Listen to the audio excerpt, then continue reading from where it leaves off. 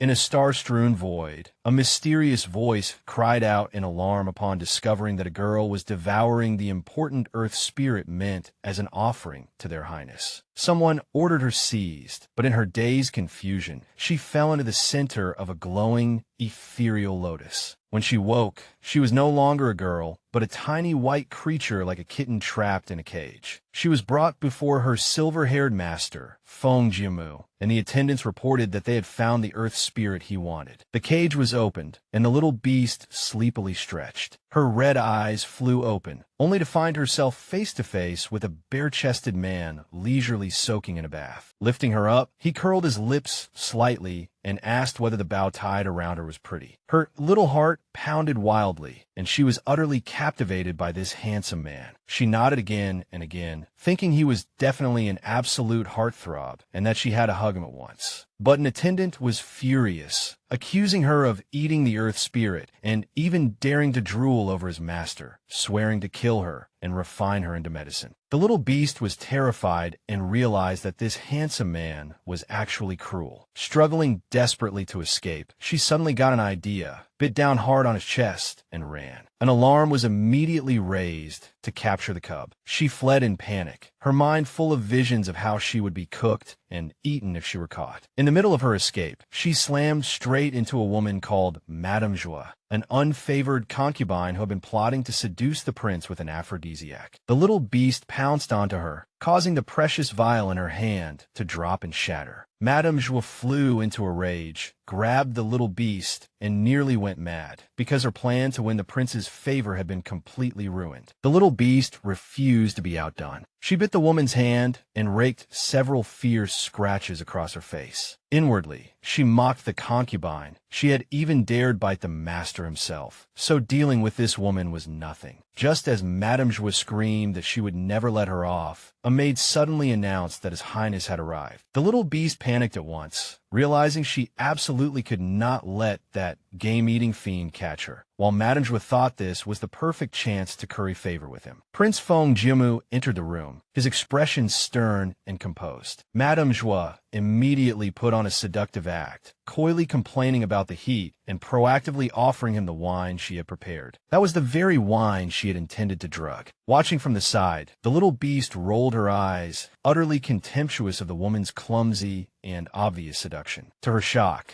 the prince coldly avoided the woman throwing herself at him, sending her tumbling to the floor, and asked what she was supposed to be, daring to seduce him. The little beast burst out laughing on the spot, slapping the floor as she laughed. Feng Jiumu's icy gaze fell on her, and he ordered her to crawl out herself, or he would drag her out personally. The little beast tried to sneak away, but Madame Joie, crazed with jealousy, immediately pointed her out, claiming she was a vicious beast and ordering the maids to catch her so she could have a chance to offer that drug cup of wine to the prince. The little beast refused to be handled. After dodging the maids, she leaped onto Madame Joie's arm, knocking the wine cup into the air, and the wine inside splashed straight into Madame Joie's own mouth. In the chaos, she was accidentally flung into Feng Jiumu's arms. Only then did she realize in horror that the wine really had been drugged. The prince caught her firmly in his arms, a faint smile hanging from his lips. Sensing her burning breath and strange behavior, he immediately understood that there was something wrong with the wine and turned a cold look toward Madame Joie. Madame Joie pitifully denied putting anything into the wine. Feng Jiumu had no patience for lies and directly ordered the guards to drag her out of the prince's residence. This fallen concubine was thrown onto the street, full of venom as she swore revenge against that little beast. The one who had ruined her life was that little beast. Back in the room, the prince stroked the drugged little beast and found it rather interesting that although she had swallowed his earth spirit, she still could not resist his charm. He toyed with the helpless little thing, warning her not to think that just because she had been drugged, he would overlook all the offenses she had committed. She was afraid of what he might do to her, and in the end she was tied up. Feng Jiumu drew a knife, his voice gentle yet full of menace, declaring that no one could defy him, not even a cub. Thoughtfully, he said that since she had absorbed his earth spirit, she had to pay for resisting him, so he decided to shave her fur and see whether she was male or female. The little beast was overwhelmed with shame and outrage, begging him not to do it, but he deftly shaved the fur off her tail. After confirming that she was a female cub, he decided to spare her life for the time being and observe just how strong her ability to sense human emotions really was. He fastened a tiny soul-locking bell around her neck to make sure she could never escape again, leaving even his attendant stunned. Later, after the little beast fell asleep, she was dragged into a horrifying nightmare in which her tails were cruelly chopped off one by one. She woke with a scream, only to find that she was no longer a cub. She had turned into a human girl and was shocked to discover that she now had a human body. A blindfolded spirit appeared before her, calling himself Shu and saying that he had come to guide her. Although she was immediately drawn to his appearance, she remained wary. Shu explained that everything in her dream had been real. If she could not recover the other 8 severed tails, she would die within a year. He called her Shuiyi, though he could not remember why he knew her. He only knew that he had to help her recover her tails before she died. Shocked and furious, Shuiyi was cursing Feng Jiumu for reducing her to this state when she suddenly heard his footsteps approaching the room. Panicked and trapped in human form, she could only dive under the covers. But Feng Jiumu still sensed her presence, drew his sword, and threatened to kill whoever was hiding in his bed. When Shuiyi woke up, she found herself facing an even more terrifying new reality. She was no longer human, but once again a tiny white cub, trapped inside and filled with fear. The little spirit Shu appeared and explained that she had only been able to take human form by absorbing his spiritual energy, and once that energy ran out, she reverted to her original form. If she wanted to become human again, she had to recover her lost tails. The task was incredibly difficult, and she soon drifted back to sleep, left to face Feng Jiumu all alone. The prince lifted her up, his tone full of disdain, called her spineless, and was about to casually toss her to his attendant Jingyi. Just when a chance to escape finally appeared, she made a split-second decision, not to run, but to leap back into Feng Jiumu's arms and burrow into his robe. The man raised an eyebrow and asked whether she wanted to go with him to the palace banquet. She nodded frantically, ignoring Jingyi's protest that a little beast had no right to appear at such a formal occasion. A glint of cold resolve flashed through Feng Jiumu's eyes, yet he still decided to take her with him no matter what. And so, arriving fashionably late,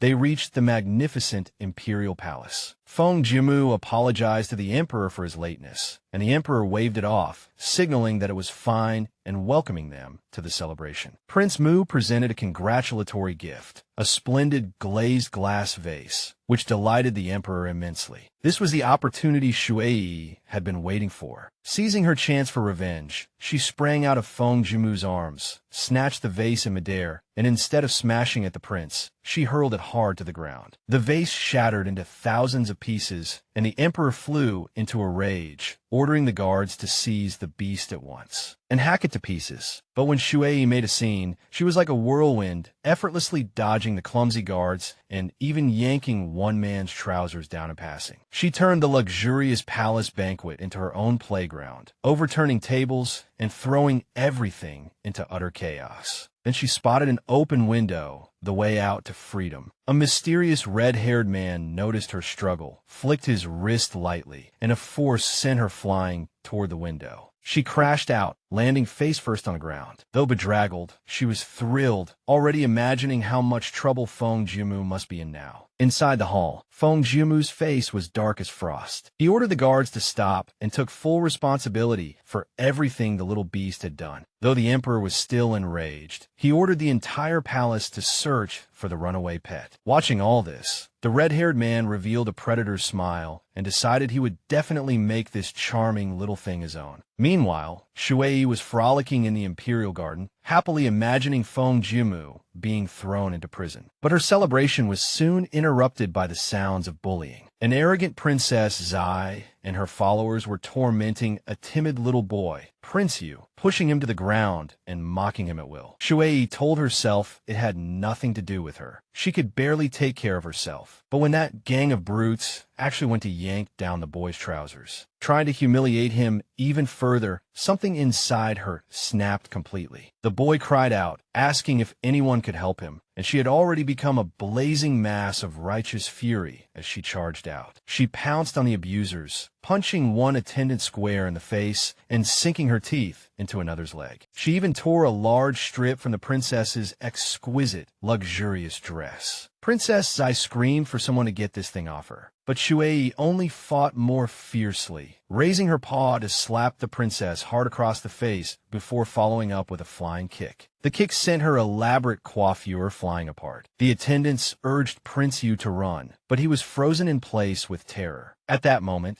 the palace guards arrived and ordered him not to move. Arrows shot towards Shuiyi, but she nimbly dodged them one by one, until a large net was thrown down and trapped her completely. The emperor and empress arrived and saw their daughter crying her eyes out. Without a second thought, the emperor sentenced Prince Yu to 50 lashes and stripped him of his title, while also ordering that the beast be beaten to death on the spot. To everyone's shock, Prince Yu gathered his courage and threw himself over Shuiyi's cage, using his small body to shield her while the heavy rod struck his back again and again. Tears blurred Shuiyi's eyes as she watched in terror and helplessness, forced to witness the boy endure such brutal punishment for her sake. Just as hope was nearly lost, a streak of blue sword light slashed across the garden. Feng Jiumu arrived and struck the rod away with his sword. He snatched Shuiyi into his arms, his gaze terrifyingly cold. She desperately wanted to explain that they had attacked first. The emperor and empress, however, openly demanded that he give them justice for their daughter. But Feng Jiumu coldly refused a hand over his pet. The empress insisted that the beast had to die in order to preserve her daughter's dignity. Ever calculating, Feng Jiumu looked at the injured Prince Yu and announced that the child had reached school age,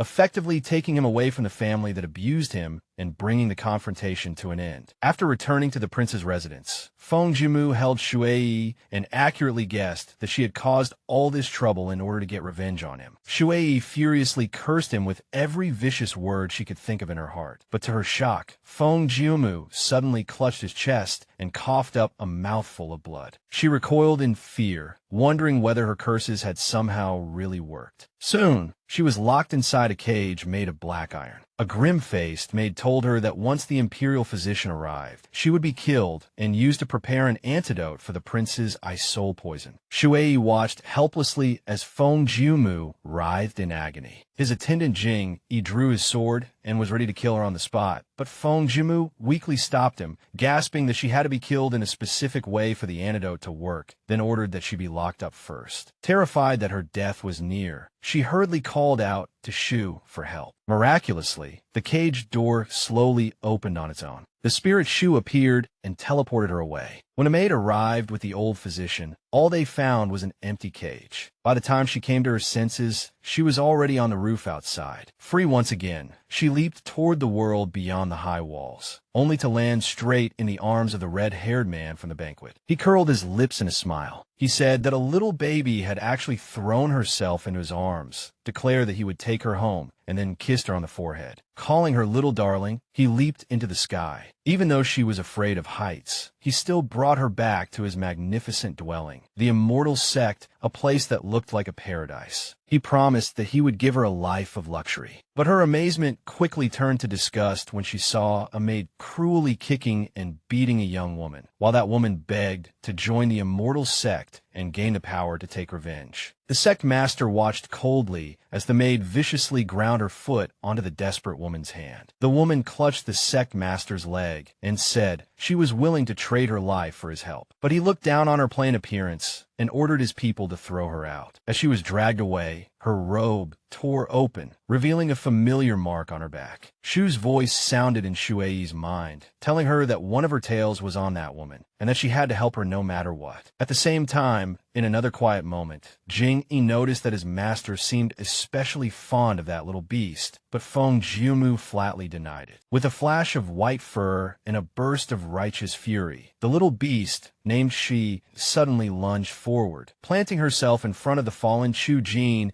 and baring her teeth at the attackers with a low growl. The red-haired sect master watched the scene with amused interest, curious to see just how far this little creature could go. Then, with an unexpected explosion of power, Shuiyi shot forward like a white streak armed with claws and fangs, knocking the guards sprawling in every direction. She even smashed the flower pot beside them in the process. The maids were so frightened by the ferocity of the scene that they screamed aloud. But trying to catch her was futile. A violent shockwave burst from Shuiyi's body and sent everyone crashing to the ground in a heap. While the maids were in total confusion, Shuiyi turned and ran, leaping onto the roof to escape. She let out an unyielding howl and released another wave of power, making the roof tiles rattle. Then she suddenly plunged back into the fray and actually launched an attack straight at Feng Jiumu. The sect master was rather surprised by the little beast's outrageous boldness. He easily dodged the strike and sent Shuiyi spinning awkwardly into a pillar. Feng Jiumu curled his lips and asked whether the little brute planned to tear his place apart before finally lifting up the utterly exhausted Shuiyi. Jin painfully crawled forward and begged him not to hurt the little beast. But he only sneered and asked what right she had to bargain with him when she had neither power, influence, nor value. He announced that since his little darling cared about her, she could stay, but this was the only mercy she would ever receive. After that, Feng Jiumu reclined lazily on his throne, trying to persuade Shuiyi to stay by his side forever. But Shuiyi's mind was not on that at all. She knew that the reason she had lost control just now was because she had briefly reconnected with the power of her tail, yet she was too weak to endure it. Ignoring all of the sect master's coaxing, she turned to leave, only to be seized immediately and threatened. To resist, Shuiyi kicked over a cup of water, splashing every drop onto Feng Jiumu's spotless clothes. The sect master did not mind in the least. He only grinned, casually tugged open his robe, and declared that since Shuiyi had dirted it, she would have to clean it herself, horrifying the little beast on the spot. Afterward, Feng Jiumu casually tossed the still protesting Shuiyi into the bath. Mortified and furious, Shuiyi thought that this sect master actually wanted to bathe with a cub. He was a complete pervert, and yet she could not help being briefly distracted by the man's physique. Seeing this, Feng Jiumu deliberately teased her for being lustful. Shuiyi instantly snapped back to her senses and realized that she had to find Jin. So she quietly slipped away, sneaking along the corridor until she found Jin's room.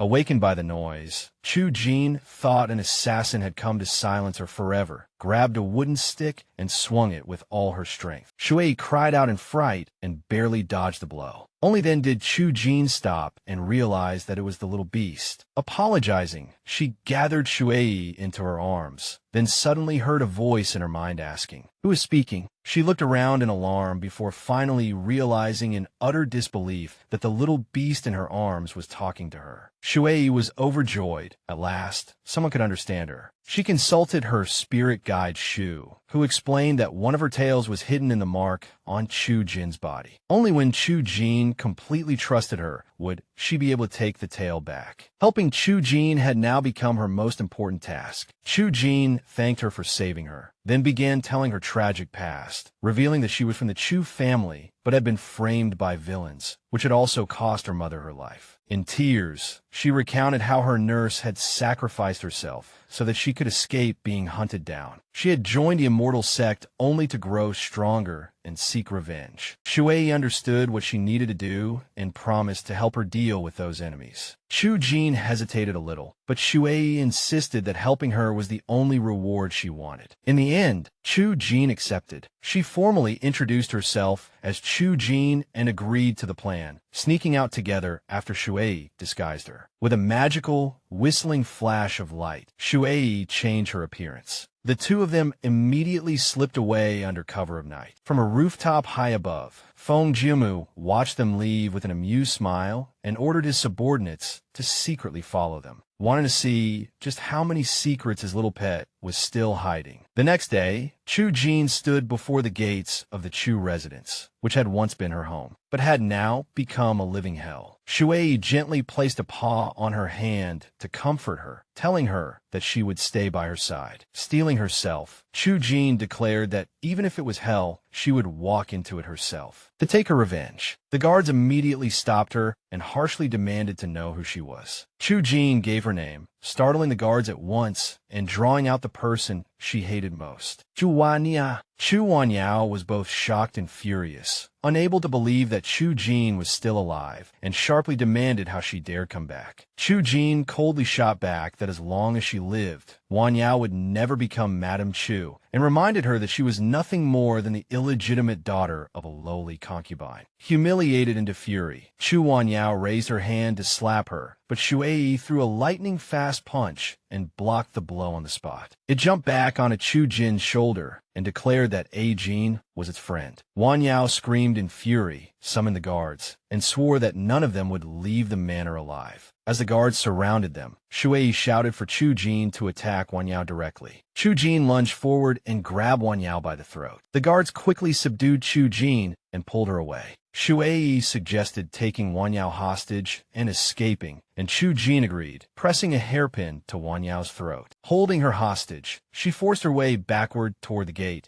but their escape was soon interrupted by the arrival of a terrifying man. The moment Chu Jin saw him, she recognized in terror that he was her father. Wanyao immediately burst into tears and told him that the crazed Chu Jin had tried to kill her. Without saying a word, the man viciously kicked Shuiyi aside first, then seized Chu Jin and cursed her for being just as shameless as her mother who had betrayed him. He ordered the guards to lock her and that beast together in the woodshed. After being thrown into the dark, dust-covered room, Chu Jin held the unconscious Shuiyi and wept in despair, wondering if she was cursed to bring disaster to everyone she loved. She begged heaven not to take away her only companion, apologized to Shuiyi, and transferred part of her own life force to her, healing her injuries at the cost of draining her own strength. She then collapsed, her whole body burning with a fierce fever. When Shuiyi woke and saw how terrible her condition was, she panicked and realized she had to find help. And the only person she could ask was the one strong enough to help, Feng Jiumu. Swearing that she would come back for her, she slipped out of the woodshed to seek aid for the woman who had already become her entire world. A panicked cry split the night sky as a messenger hawk delivered ominous news. The cub had escaped. When a message reached a striking blue-haired man, cold fury spread across his face at the news that his precious cub was gone. His attendants tried to stop him, reminding him that he was still in the middle of treatment. But Feng Jiumu ignored every warning and vanished straight into the night, intent only on retrieving what he had lost. Meanwhile, the little runaway criminal, the white cub named Shuiyi, had already successfully slipped into Prince Mu's manor. Her intrusion did not go unnoticed. A maid screamed about a thief in His Highness's bedchamber, instantly sending the guards running in all directions. Startled by the commotion, Shuiyi grabbed the first thing within reach and ran, while feeling a strange surge rise inside her. As lights swirled around her, she transformed back into human form. Seeing the markings on her body return, she was overjoyed, thinking she had grabbed Feng Jiumu's jade token, which would be perfect for intimidating the Chu family. She leaped down from the roof, ready to save her friend Jin. But her landing was anything but graceful, and she crashed straight into the arms of a black-haired man. He immediately covered her mouth, narrowed his eyes, and asked whether she had seen a little cub. Shuiyi's heart pounded wildly as she denied everything. The man's gaze locked onto the bell at her neck, and with a cold laugh, he accused her of being Feng Jiumu's wife. Shuiyi stumbled back in shock and cursed him as a bastard, but he merely curled his lips and revealed a crucial secret. Feng Jiumu had been poisoned and could not share a bed with any woman. With no way out, Shuiyi had no choice but to lie through her teeth, saying that the bell was a token of love between them, and even claiming that she knew he was still a virgin. To prove the absurd lie, she raised the thing she had stolen, only to discover in horror that what she was holding was actually his underwear. Her face flushed scarlet with shame, while her accuser concluded that she was nothing more than an ordinary little thief. But their standoff was quickly interrupted by an icy voice asking what the sect master was doing in his manor. The newcomer was Feng Jiumu. His gaze was cold and possessive. The sect master tried to claim that Shuiyi was his runaway maid, but Feng Jiumu did not believe a word of it. With a sharp look, he yanked her to his side and declared that since she had trespassed into his manor, she would be dealt with as he saw fit. The sect master scoffed. mocking the prince for suddenly taking interest in such an ordinary woman with such a small chest. The insult instantly ignited Shuiyi's anger. The two powerhouses clashed on the spot, one wielding flames and the other commanding ice, unleashing a shocking burst of power. The sect master was forced back. Even though Feng Jiumu was still suffering from poison, he had to admit his strength and could only retreat with a cold smile. The moment he left, Shuiyi tried to run, but Feng Jiumu suddenly staggered. The battle had triggered the poison in his body again. He grabbed her and ordered in a low voice that she take him back to his room. Supporting him, she led him into the messy bedchamber. He fell onto the bed, but dragged her into his arms as well, murmuring for her not to leave because he was cold. Later, when she woke, she found herself still in his embrace, and her mind raced. Without his identity token, she could not leave at all, so a mischievous plan began to take shape. She would lure him to the Chu Manor and use his power to utterly crush her enemies. After writing a note, she turned back into her cub form, secretly delighted with her own cleverness. But Feng Jiumu had not been asleep at all. He had seen everything and realized that this bold little cub could shape-shift. He felt the poison inside him had actually been suppressed, and a trace of strange warmth from her touch still lingered. He picked up the note she had left behind, realized she was trying to play him, and a flicker of displeasure crossed his face. When Shuiyi arrived at the woodshed in the Chu Manor, she found her friend Ajin tied up. They had only just reunited when two vicious servants interrupted them, intending to skin Shuiyi and present her to their master. Thinking quickly, Shuiyi told Ajin to throw her at them. She pounced straight on a one-man's face, then scared the wits out of both of them. With a flick of her tail, she started talking, then tied them up and demanded to know whether they still planned to eat her. The two men hurriedly begged for mercy, and Shuiyi agreed to spare them as long as they promised never to serve bad people again.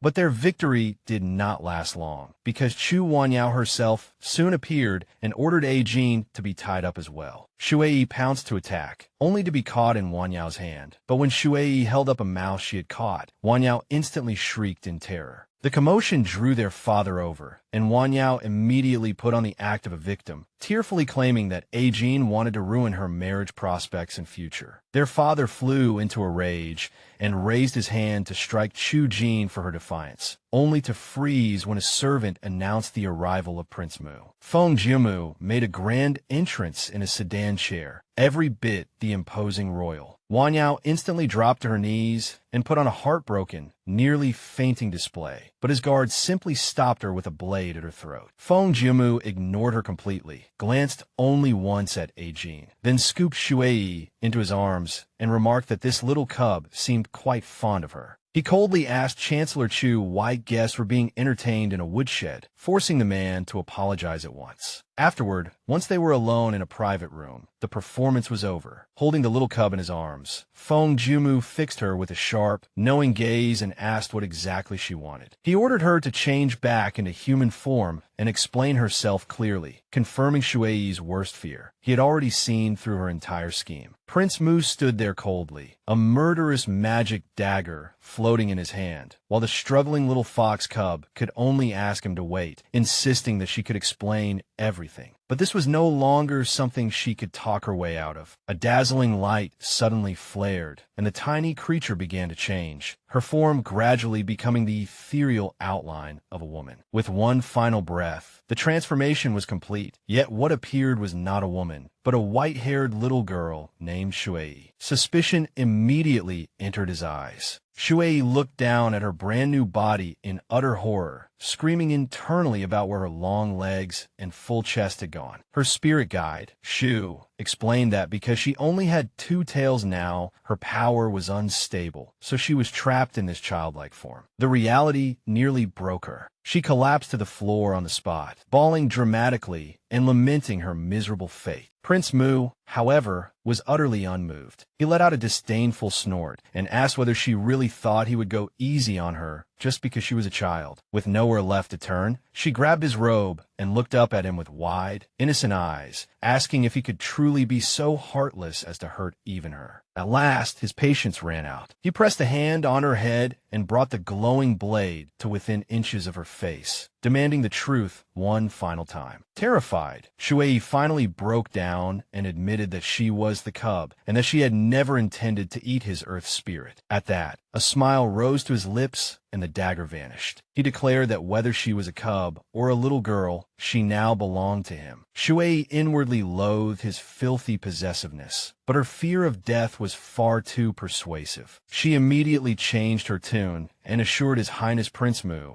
that as long as he spared her life, she would do anything he asked. He looked at her suspiciously and pressed her. Did she really mean anything? She nodded frantically in confirmation and even threw herself into his arms and hugged him tightly. Only then did he relent and agree to spare her life, but on one condition. From this day on, without his permission, she was not allowed to leave his side. The words made Shuiyi's heart seize. She could not stay. She still had to find her tails. Thinking fast, she made up a story, claiming that she was a nine-tailed cub from the immortal realm and that she could not survive if even one tail was missing. She begged him to let her find all her tails first and then return to his manor. The excuse sounded ridiculous, but it was just plausible enough. He decided to indulge her for the time being, took her back to his residence, and told her that she would be living there from now on. And he gave her 3 days to find what she was looking for. The news threw the entire Chu manor into chaos as everyone hurried to make preparations of the highest standard to curry favor with His Highness the Prince. Meanwhile, Chu Wanyao trembled with rage in secret, shocked that he shamelessly intended to have her living under the same roof as him. Soon 2 more guests arrived and asked why the rooms had been arranged like this. A steward explained that they had been prepared for the person the prince had just brought back. When they asked who that person was, Prince Mu announced that she was his princess and would be living with them from now on. The 2 guests were stunned and immediately began whispering whether she might be Prince Mu's illegitimate daughter, only to be silenced at once by one sharp, oppressive look from him. Just then, 2 more women arrived, and Shuiyi instantly recognized one of them as Chu Jin. Delighted, she ran over and leaped straight into Chu Jin's arms. Chu Jin stared in shock at her friend, now transformed into a child. As for the other woman, Chu Wanyao watched everything with venom in her eyes, seeing the little girl as a tool for currying favor with the prince. Wearing a sickly sweet smile, Wanyao stepped forward and presented Shuiyi with a fine jade pendant as a gift. Shuiyi then pretended to be a greedy child and pointed out that she also liked Wanyao's earrings, necklace, and bracelet. Wanyao was instantly speechless, while a maid beside her quietly reminded her that those were priceless family heirlooms. Smiling brightly, Shuiyi said she would be more than happy to accept those as well. Consider it a lesson for a two-faced woman like her. But before Wanyao could react, Chu Jin stepped forward with contempt, brushed the jewelry aside, and coldly said that Wanyao's things were filthy. The costly jewels scattered all over the floor at once. Wanyao watched the scene in humiliation and rage, secretly swearing that she would make Chu Jin pay for this later. Meanwhile, Shuiyi was sitting with Chu Jin in the garden. Nearby servants deliberately gossiped loudly, saying that Chu Jin had no shame, had eloped with a man, and had ruined her own reputation. Shuiyi was furious at their audacity, but Chu Jin calmly told her not to interfere and to leave it to her. She stood up and unleashed a string of vicious slaps across the servants' faces, then coldly called for the guards and ordered that each of these slanderers be beaten 100 times with the rod. Just then, Chu Wanyao arrived, pretending to be so shocked she was about to faint, and asked what had happened. With a malicious smile, she insinuated that Chu Jin was reacting so strongly because the rumors reminded her of her mother, who had betrayed their father. Enraged, Chu Jin shoved her away. Wanyao instantly seized the chance, throwing herself dramatically to the ground and deliberately smashing her own jade bracelet. She immediately burst into tears and accused Chu Jin of breaking a precious gift bestowed by His Majesty. Their father, Chancellor Chu, rushed over after hearing the news and was instantly fooled by Wanyao's performance. The terrified servants joined in the lie and echoed Wanyao's claims, saying they had seen Chu Jin push her with their own eyes. Blinded by rage, the Chancellor immediately ordered Chu Jin to be bound and punished. Shuiyi stepped forward and advised Chu Jin that she absolutely could not go soft at a time like this. Then she calmly suggested to the Chancellor that they first examine whether the shattered bracelet bore the imperial seal. After inspecting the fragments, a servant announced that there was no seal on them at all. Wang Yao began to panic, while Chu Jin produced the real bracelet and said that she had picked it up in the garden early that morning. The chancellor was furious and demanded to know what was going on. Chu Jin then called forward a witness, a maid, who confessed the entire scheme. Wang Yao had lost the real bracelet and, to cover up her mistake, had deliberately framed Chu Jin. Wang Yao screamed and furiously accused the maid of betraying her, only to be silenced by a kick from her father. Once the truth was clear, Chancellor Chu ordered Wang Yao confined to the ancestral hall, her mother to kneel in punishment and reflect on her conduct, and the lying servants to be beaten and expelled from the manor. Chu Jin walked up to her utterly disheveled sister and coldly asked how it felt to bear the consequences alone. Only then did Wang Yao realize that she had been outplayed. Chu Jin openly admitted that she had indeed pretended to fall into Wang Yao's trap in order to expose her, and swore that this was only the beginning of her revenge for her mother. Later, after being locked up, Wang Yao wrote a letter, swearing that Chu Jin would regret this day for the rest of her life. Meanwhile, elsewhere in the territory, the red-haired Feng Jiumu received word that Prince Mu had moved into the Chu manor, and that was exactly where the mysterious cub had last appeared. His eyes narrowed as he sensed there had to be a connection. He ordered his men to keep watching the Chu manor, while he personally slipped inside and happened to see Prince Mu, Chu Jin, and a very familiar-looking child having a meal together. He watched as the prince deliberately stole Shuiyi's food just to tease her into begging him. Recognizing that Chu Jin was the woman the cub had desperately tried to protect, he concluded that she was the key to finding that cub. He leaped down from the tree and blocked her path, demanding to know where the cub was. Shuiyi froze in fright, realizing she had been exposed. Feng Jiumu's gaze fell on the bell at her neck, and he recognized it as a rare, soul-locking bell. He demanded to know who this child really was. But before she could answer, Wang Yao appeared, having only just finished serving her punishment. The moment she saw Chu Jin with a handsome stranger, she immediately shrieked, accusing Chu Jin of secretly meeting another man and being unfaithful. Annoyed at being interrupted, Feng Jiumu struck her without a word and knocked her unconscious. Hearing people approaching, he swiftly withdrew, leaving behind only a promise that he would return. Shuiyi and Chu Jin could only stare blankly at the unconscious Wang Yao. Just as Shuiyi suggested that they might as well leave her there, they found themselves surrounded by their father, Prince Mu, and a crowd of attendants. Wang Yao also happened to wake up at that moment, clutching her head and trembling as she pointed at Chu Jin, accusing her of secretly meeting a strange man behind everyone's backs. She demanded to know where Chu Jin had hidden the man, but he had long since vanished. Chu Jin calmly asked in return why Wang Yao had fainted, but Wang Yao bit back by claiming that Chu Jin had knocked her out to hide her illicit affair and demanded that she swear her innocence in front of both the prince and their father. Wang Yao seized the chance to press even harder, maliciously dragging up the story of Chu Jin's mother to humiliate her. Their father roared for them all to be quiet, but his mind was already racing. He knew that since the prince had taken an interest in Chu Jin, her reputation absolutely could not be ruined at a time like this. He harshly shut down Wang Yao's protests, and at that very moment a servant came to report that young Master Song, the prince's nephew, had arrived. In a secluded garden, the calm was broken by scheming.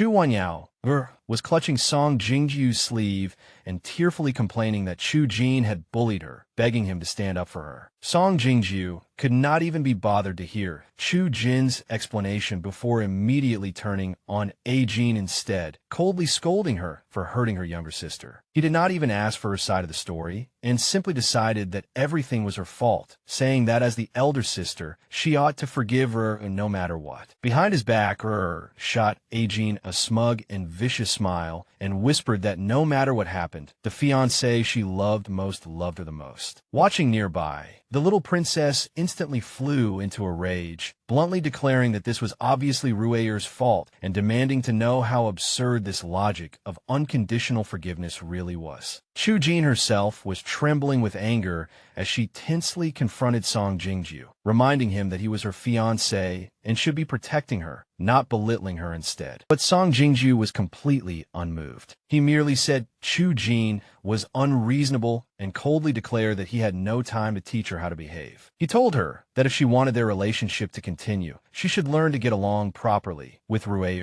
As he spoke, he pulled the smug-looking girl into his arms and praised her as the true model of gentleness and understanding. The blatant betrayal infuriated the little princess completely. She could not stand such a cliché farce and swore she would teach this bastard a lesson. Her eyes instantly welled with tears, and she called out pitifully toward the outside, "Daddy," crying that Brother Jingju was being mean to her and had even called her ill-bred. In the next instant, a white-haired man descended like an immortal, Prince Mu himself. His gaze was icy to the bone. He spat out only one word, "noisy." Then a burst of power exploded from him and sent Song Jingju flying. Scared out of his wits, Song Jingju finally realized that the child was a princess of the imperial clan and immediately dropped to his knees to beg for mercy. But she was not done yet, coldly ordering him to slap himself 100 times with all his strength. Just as he raised his hand, however, Heijin stepped forward and pleaded on his behalf, asking the little princess to spare him for her sake. The little princess pouted unhappily, but relented in the end. She then turned her cold gaze toward Chu Jin's mother, who tried to brush the matter off as nothing more than a quarrel between sisters. Rui seized the chance to act pitiful again, begging Jingju to take her back because she was afraid. Her mother agreed and let the scheming man and woman leave together, while the little princess, full of disgust, ordered them to get out of her sight. She loathed people who shamelessly strung along two partners at once, and warned Jean to stay far away from him. But Jean was heartbroken and murmured that it was her own mother who had chosen him for her. That night, the little princess secretly slipped into Prince Mu's bedchamber, only to find that he was still awake. He pressed her about Lianshang, the master of the immortal sect, demanding to know what exactly their relationship was. Nervous, she flatly denied everything and even said Lianshang was a monster. She then tried to change the subject, puffing out her cheeks and saying Lianshang only kept coming around because she was just too cute and too popular. Prince Mu was unmoved. He pinched her cheek and warned her to stay away from Lianshang because she belonged to him. Then he casually informed her that she would be sleeping on the floor tonight. She was furious, but she was far too sleepy and soon fell asleep on the carpet, still mumbling that she wanted to find her daddy. Prince Mu watched her for a while, sighed, then picked her up and placed her on his bed. In her sleep, she instinctively snuggled into his arms and asked why he had come back so late. He let her hold him, and she slept soundly in his embrace. But the next morning began awkwardly. She jolted awake, her hand pressed against his bare chest, and when she realized she had slept in his bed, panic instantly filled her. She tried to sneak away, but he had long since woken up and grabbed her at once, teasingly asking whether she planned to sleep with him and then run. She angrily denied it and snapped back that if they had really slept together, he would be the one at a loss. He reached out to catch her, but she was faster, leaving an illusionary double behind while she dashed out of the room. All that remained in his hand was the phantom, and a faint smile rose to his lips. He found her bolder and bolder by the day. She fled in a panic, only to crash straight into Jean. Jean urged her to leave this dangerous place at once, but their escape was stopped before it even began. Prince Mu appeared before them in person and announced that he was also going out. He leaped into the sky and flew away, leaving them to follow on foot to the lively flower festival. The streets were packed with people, and only then did the little princess learn that today was the day maidens gave flowers to the men they admired. Her gaze fell on Prince Mu, only to see that he was already surrounded by a crowd of hopeful young women. But just then, with a flick of his wrist, he rejected every one of their advances. At that very moment,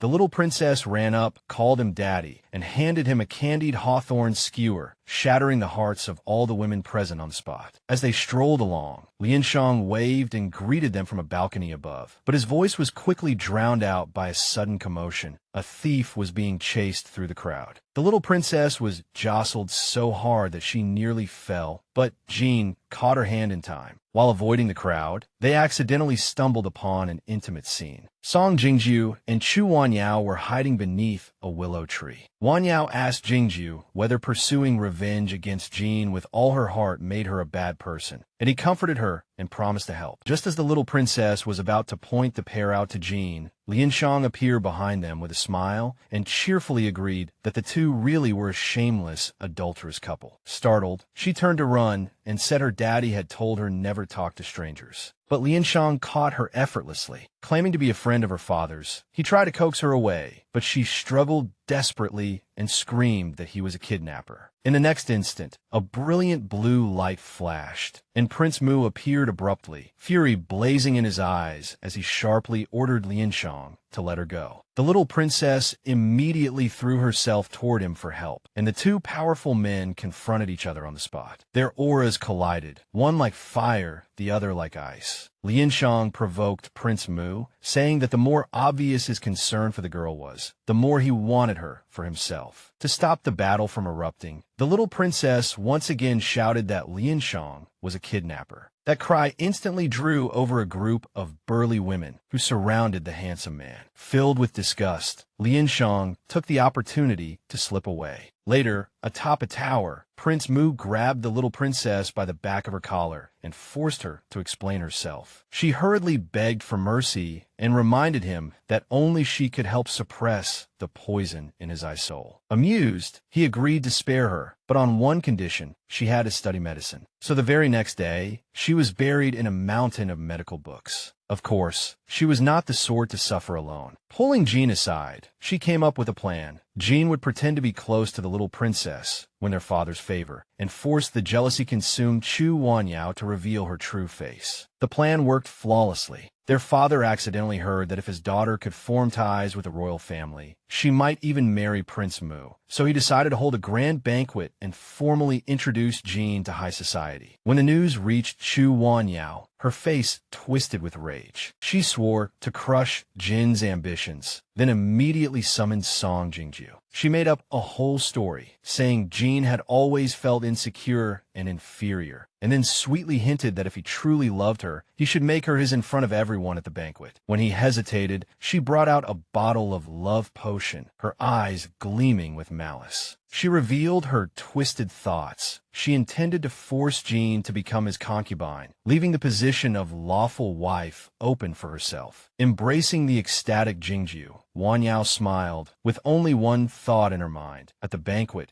she would personally kick Chu Jin into hell. 2 days later, a lavish banquet was held as scheduled. Guests poured in, all eager to congratulate the highly respected Prince Mu and seize the chance to curry favor with this rising power. As the celebration reached its height, an exceedingly smug father introduced his daughter, Chu Jin, to everyone, and the gesture made poisonous hatred burst from her stepsister's eyes. Inside Chu Wanyao, resentment churned wildly. She could not understand why Chu Jin could have everything while she herself was forever forced into the shadows. Filled with venom, she thought that she truly hoped her elder sister could still wear that smile, even in the deepest depths of hell. Her gaze turned cold as she signaled to her maid to act according to plan. Not long after, Chu Jin was told that the little princess was waiting for her, so she headed toward the room. But the moment she stepped inside, she was ambushed. A hand clamped over her mouth, and her fiancé, Song Jingju, seized her tightly from behind. Wanyao stepped out of the shadows with a smug sneer, pulled out a small bottle, and mockingly asked Chu Jin whether she was already floating with pride over the banquet their father had specially arranged for her. She then revealed that the bottle contained a powerful aphrodisiac, a great gift prepared just for her. Then the horrifying truth came spilling out piece by piece. Wanyao admitted that Jingju had fallen for Chu Jin long ago, but had never dared to act. Worse still, she admitted that the two of them had once joined hands in causing Chu Jin's mother's death. She even smugly recalled how they had poisoned that dignified and noble mistress, driving her to seek survival by begging a servant to sleep with her. And now, she intended to make Chu Jin suffer the same fate. Jingju pinned Chu Jin down so she could not break free, while Wanyao prepared to force the aphrodisiac in her mouth, declaring that she would make her taste everything her mother had suffered. Yet instead of panicking, Chu Jin revealed a sly smile. She turned to provoke Jingju,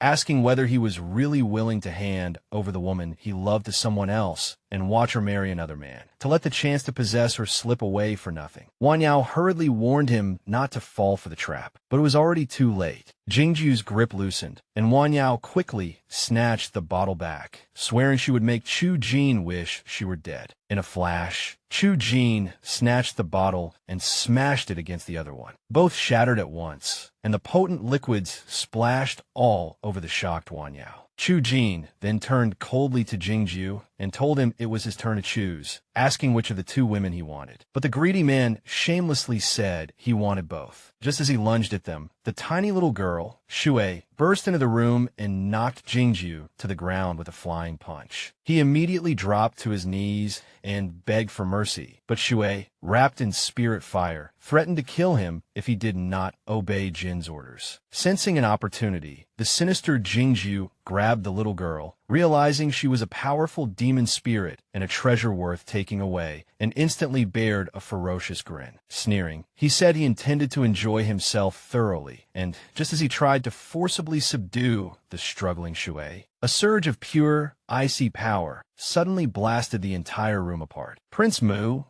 Jiumu, appeared amid flying frost and snow, drew Shuiyi into his arms, and sent Jingju flying on the spot. A chilling rage burned in his eyes as he growled and demanded to know who had dared touch her. By then, Shuiyi had already been affected by the medicine in the air. Dazed, she murmured that she felt awful, wanted a hug, and kept rubbing against him. He immediately understood that she had been drugged and was about to kill in retaliation, but Chu Jin stepped forward and begged him not to kill Jingju, asking that the man be handed over to her. Irritated, Feng Jiumu cursed her for being troublesome and casually threw her into the nearby pond to cool her down. When Chu Jin climbed out of the water, her eyes were full of cold resolve, and she swore to destroy both of them. After returning to the room, she picked up the discarded medicine bottle and handed it to Jingju, who was already burning all over. Maddened by lust, he immediately pulled the moaning Wang Yao into his arms. He dragged her into a fierce kiss. Chu Jin sneered, vowing to make them pay for harming her mother, and then set the entire room on fire. The servants rushed in to put out the flames, only to come upon a shocking scene of debauchery inside. Under the family head's orders, bucket after bucket of cold water was thrown over the pair, finally jolting them awake from their frenzy. When Jingju looked up, he was horrified to find his uncle staring down at him. At that moment, Chu Jin also arrived at the scene, pretending to be shocked, while Wang Yao screamed that she had been framed. Without a word, Chu Jin slapped her hard across the face. Then she burst into tears, playing the role of the heartbroken victim, and even blessed the two of them with wishes for a happy marriage. The crowd instantly took her side and began cursing Wang Yao as shameless. Wang Yao, in despair, begged Jingju to tell everyone the truth. But seeing that there was no way out,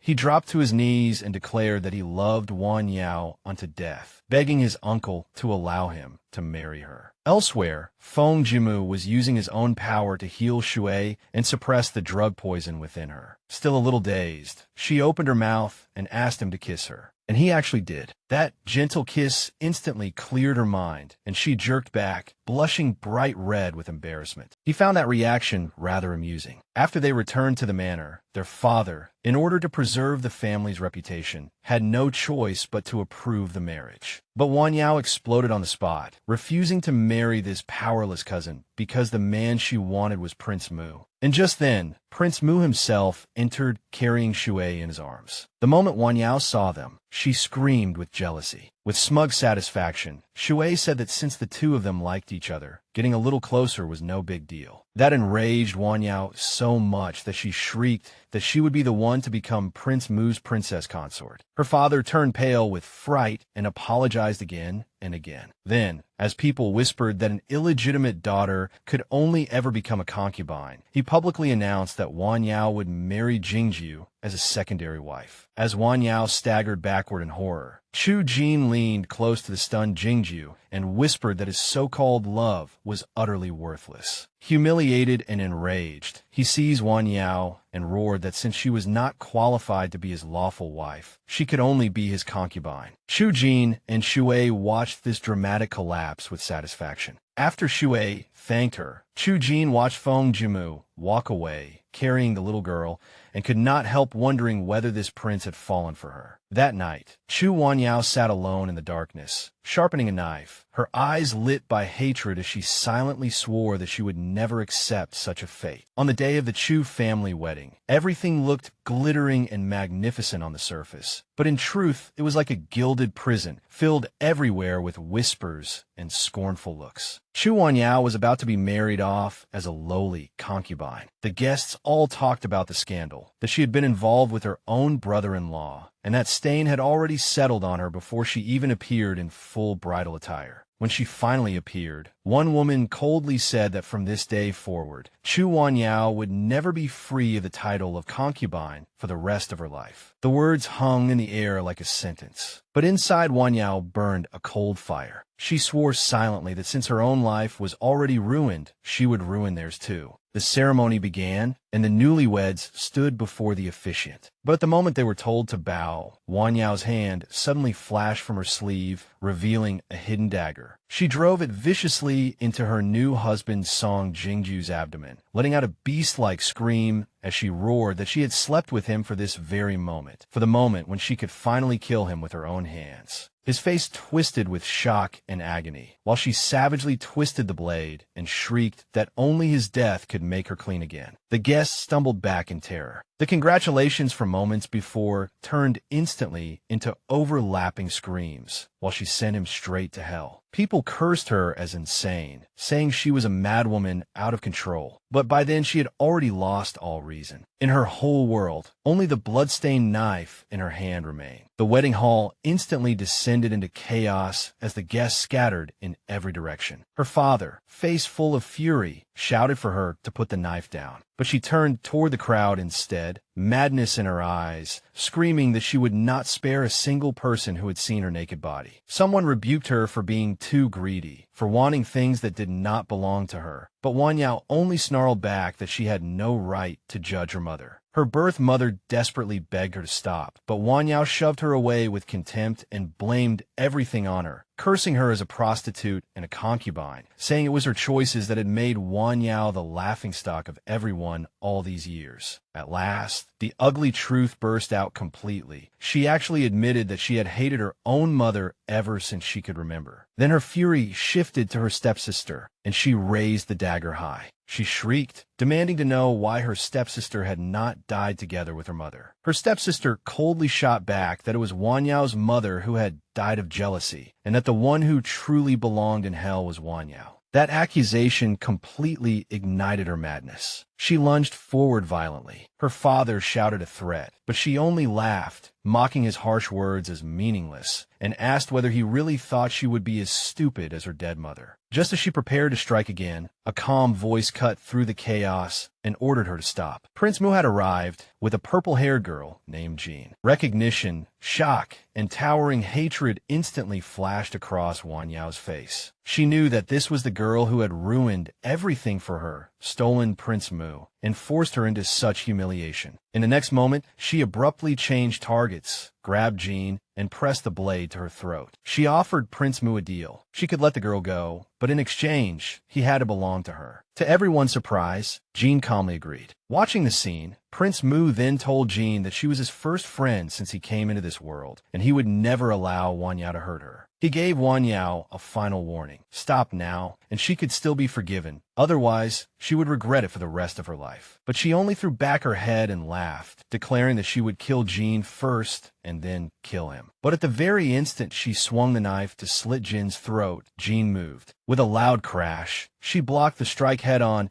and blasted Wanyao flying away. The moment Prince Mu saw the tiny wound on Jin's hand, a storm of icy energy erupted from him. Cold spiritual force surged out like a raging tide. His eyes filled with murderous intent as he roared that Wanyao had dared wound his girl and that he would kill her. Jean quickly soothed him, showing him that the wound was not serious and promising that from now on she would never let herself get hurt again. As the prince's power gradually subsided, he gently patted her head and temporarily suppressed his fury. Yet amid the chaos, Chu Wanyao's father seized the chance, grabbed a knife, and stabbed his own daughter in the back, whispering an apology. He said aloud that she had gone mad and had to be stopped, but deep inside he was calculating something even darker. Once Wanyao died, Jean would become the only remaining piece he could use to cling to Prince Mu. But his triumph lasted only an instant. Wanyao's mother let out a heart-rending scream, snatched up the dagger, and plunged it into his back to avenge her daughter. The two collapsed together, sprawled across the floor in pools of blood, and in the end, only the other daughter remained alive. Amid all that bloodshed, the surviving girl, Shuiyi, picked up the knife, but Jean stopped her. Then Shuiyi knelt before Prince Mu and pleaded for justice, choking up as she said that murderers must pay with their lives. The prince's face was like ice as he ordered the guards to drag the woman away and execute her later. As she was taken off, Shuiyi wept and told her mother that the people who had tormented them had finally paid the price. Yet she felt no happiness at all. All that remained was hollow emptiness. Jean embraced her gently and comforted her, promising that she would always stay by her side. In that embrace, Jean blinked and softly said that she had gotten her tail back. But in the next second, she suddenly felt dizzy and collapsed into Prince Mu's arms. In her mind, she heard the old senior's voice reminding her that she had consumed an earth spirit and had to remain by the prince's side. Only then could the poison inside him be suppressed. Realizing that her chance had come, she leaned forward and kissed him, slowly drawing out the spiritual energy. Her newly regained tail supported this transfer of power, but the energy was far too immense. In the end, she turned back into a sleeping little fox cub with two tails. Prince Mu held her gently and finally understood that she had not lied to him. She truly did have more than one tail. But he also knew that the price of overusing her power would inevitably fall on her. Shuiyi knelt before him and swore to serve him with her life, but he said that this little fox belonged to him and would remain by his side. He ordered Shuiyi to take over the family business and work hard to become stronger, because that was the true way to repay Jean. A few days later, the prince began to worry that the little fox had been sleeping too long, even though the imperial physician assured him that her body was unharmed. Meanwhile, in her dream, Jean awoke in the form of a two-tailed fox, confused and with no idea where she was. A spirit named Shu appeared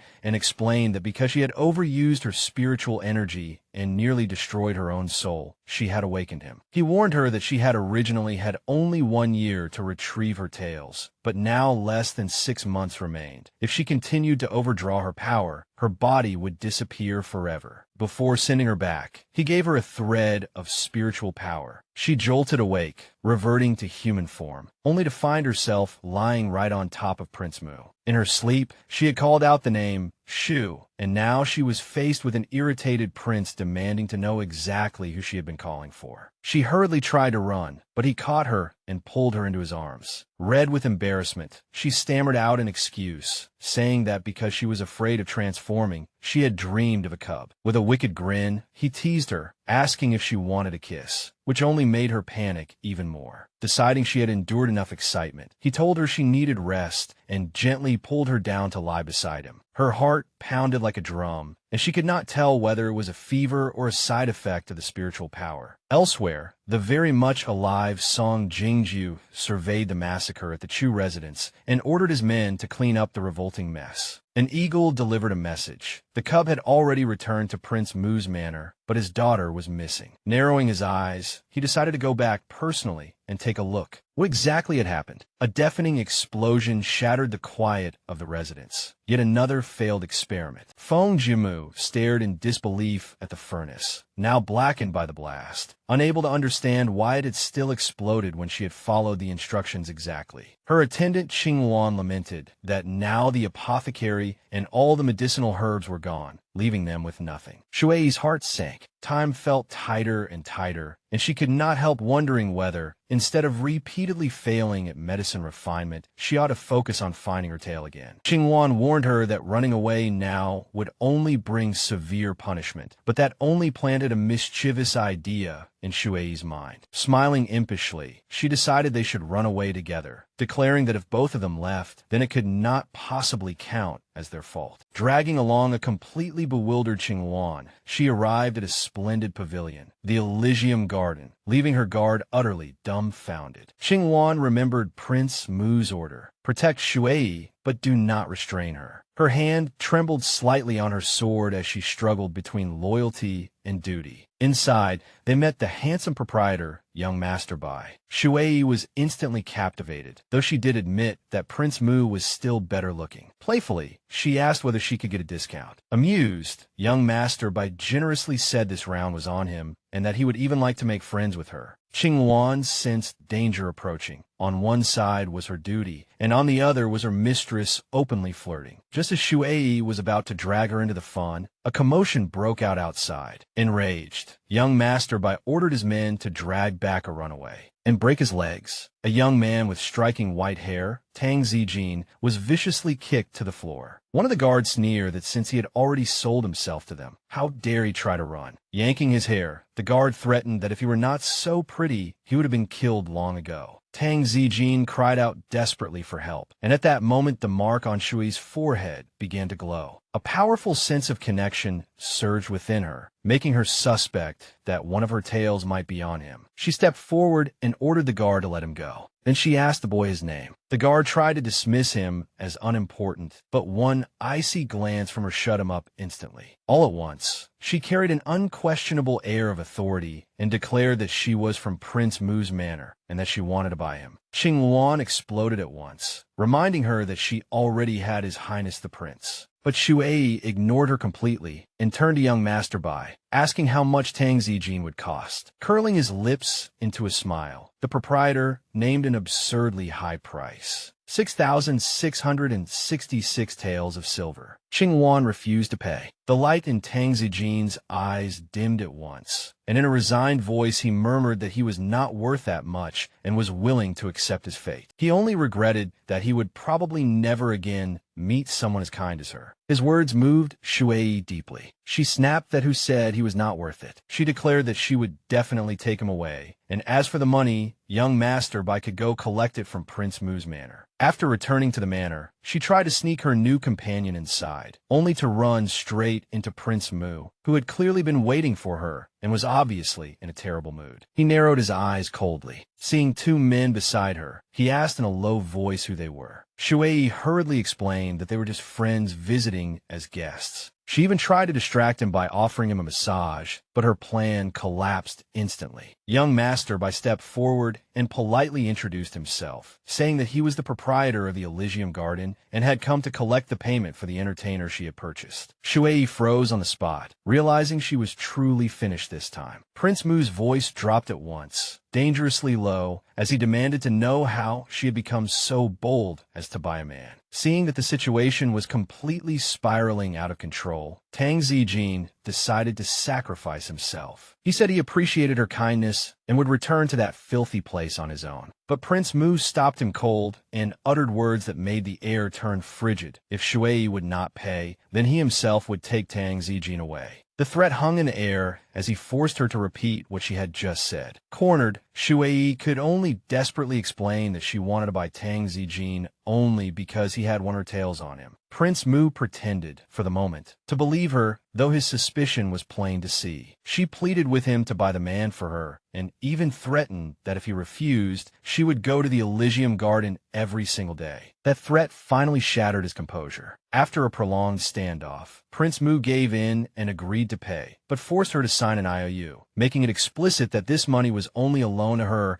and that all of Tang Zijin's future expenses would also be her responsibility. After Shuiyi tearfully handed over that enormous sum of silver, she brought Tang Zijin to his new home, a shabby little hut. She confessed that it was the only property she owned. Staring at the ruin, a flash of inspiration suddenly struck her, and she came up with a way to repay the massive debt. For a brief moment, she considered training the handsome boy as an entertainer to make money, but then remembered she would still need him to help recover her tail. Later, she found a book he had written to pass the time, and an excellent plan immediately took shape. She proposed that they work together. He would write stories, and she would handle the business side. She was convinced they would become millionaires. Since he had already been bought by her, Tang Zijin simply agreed to do whatever she said. That night, she went to consult the guide of her spiritual consciousness, only for it to reveal a shocking truth. The mark on Tang Zijin was only half a tail. The truth left Shuiyi completely stunned. The spirit's words echoed in her mind like a dark prophecy. The half-tail on Tang Zijin was the whole of it. Even if she helped him, there was no guarantee she would be able to recover her tail in its complete form. This cruel reality threw her into a total panic. She realized that she had to find the other half of the tail before she could become whole again. Waves of dizziness hit her. She staggered and nearly fell, but Tang Zijin caught her steadily. The quiet moment between them was suddenly shattered by the violent crash of a kicked-open door. A crude man barged in, his greedy gaze landing on Shuiyi as he asked whether young Master Tang planned to use this beauty to pay off his debt. His filthy hand reached toward her, and he remarked that she should fetch a good price. But in the next instant, his wrist was seized in a grip like iron. Tang Zijin's voice was low and dangerous as he ordered the man to stay away from her. The thug only burst into laughter, exposing that Tang had already been sold to the Elysium Garden, then mockingly suggested that the pretty boy might as well sell himself to pay off the debt. Tang's jaw tightened hard as he coldly said he would repay his mother's debts. But he made one thing very clear. No one was allowed to touch her. The debt collector grinned smugly, agreed to come back in 3 days, and left with his men. After they were gone, Shuiyi immediately asked about the debt. Tang looked away and admitted that it was money his mother owed, then quietly asked whether she would look down on him because of it. Then he began to tell her about his miserable past. His father had abandoned them, and his mother had fallen gravely ill a year earlier. In order to save her, with nowhere else to turn, he had no choice but to borrow money from a gambling house. But while trying to earn money to pay it back, he was kidnapped instead and sold into the Elysium Garden. His escape and his meeting with her had been pure chance. Hearing this, Shuiyi burned with anger and indignation over everything he had suffered. She seized his hand and solemnly promised that she would help him make a fortune, so that from now on he could live without suffering. But their first venture, a bookstall, ended in total disaster because Tang was far too shy, frightening children into screaming and making adults keep their distance. Seeing that he had absolutely no head for business, Shuiyi took over at once. She expertly picked out a timid yet curious woman in the crowd and enthusiastically pitched an erotic novel, telling her that they were kindred spirits and that the book was far more thrilling than she could imagine. The sale closed immediately. Then she spotted a young man hiding behind a tree and sold him a book on how to build confidence and win the heart of the person of his dreams, quickly earning several taels of silver. Tang stared at her in shock, amazed by her skill. But their success also attracted trouble they did not want. A gang of local ruffians was heading their way. The leader decided to teach the two newcomers a lesson and extort some money while he was at it. At the same time, an informant reported news of Tang's new bookstall to a certain Mr. Wang.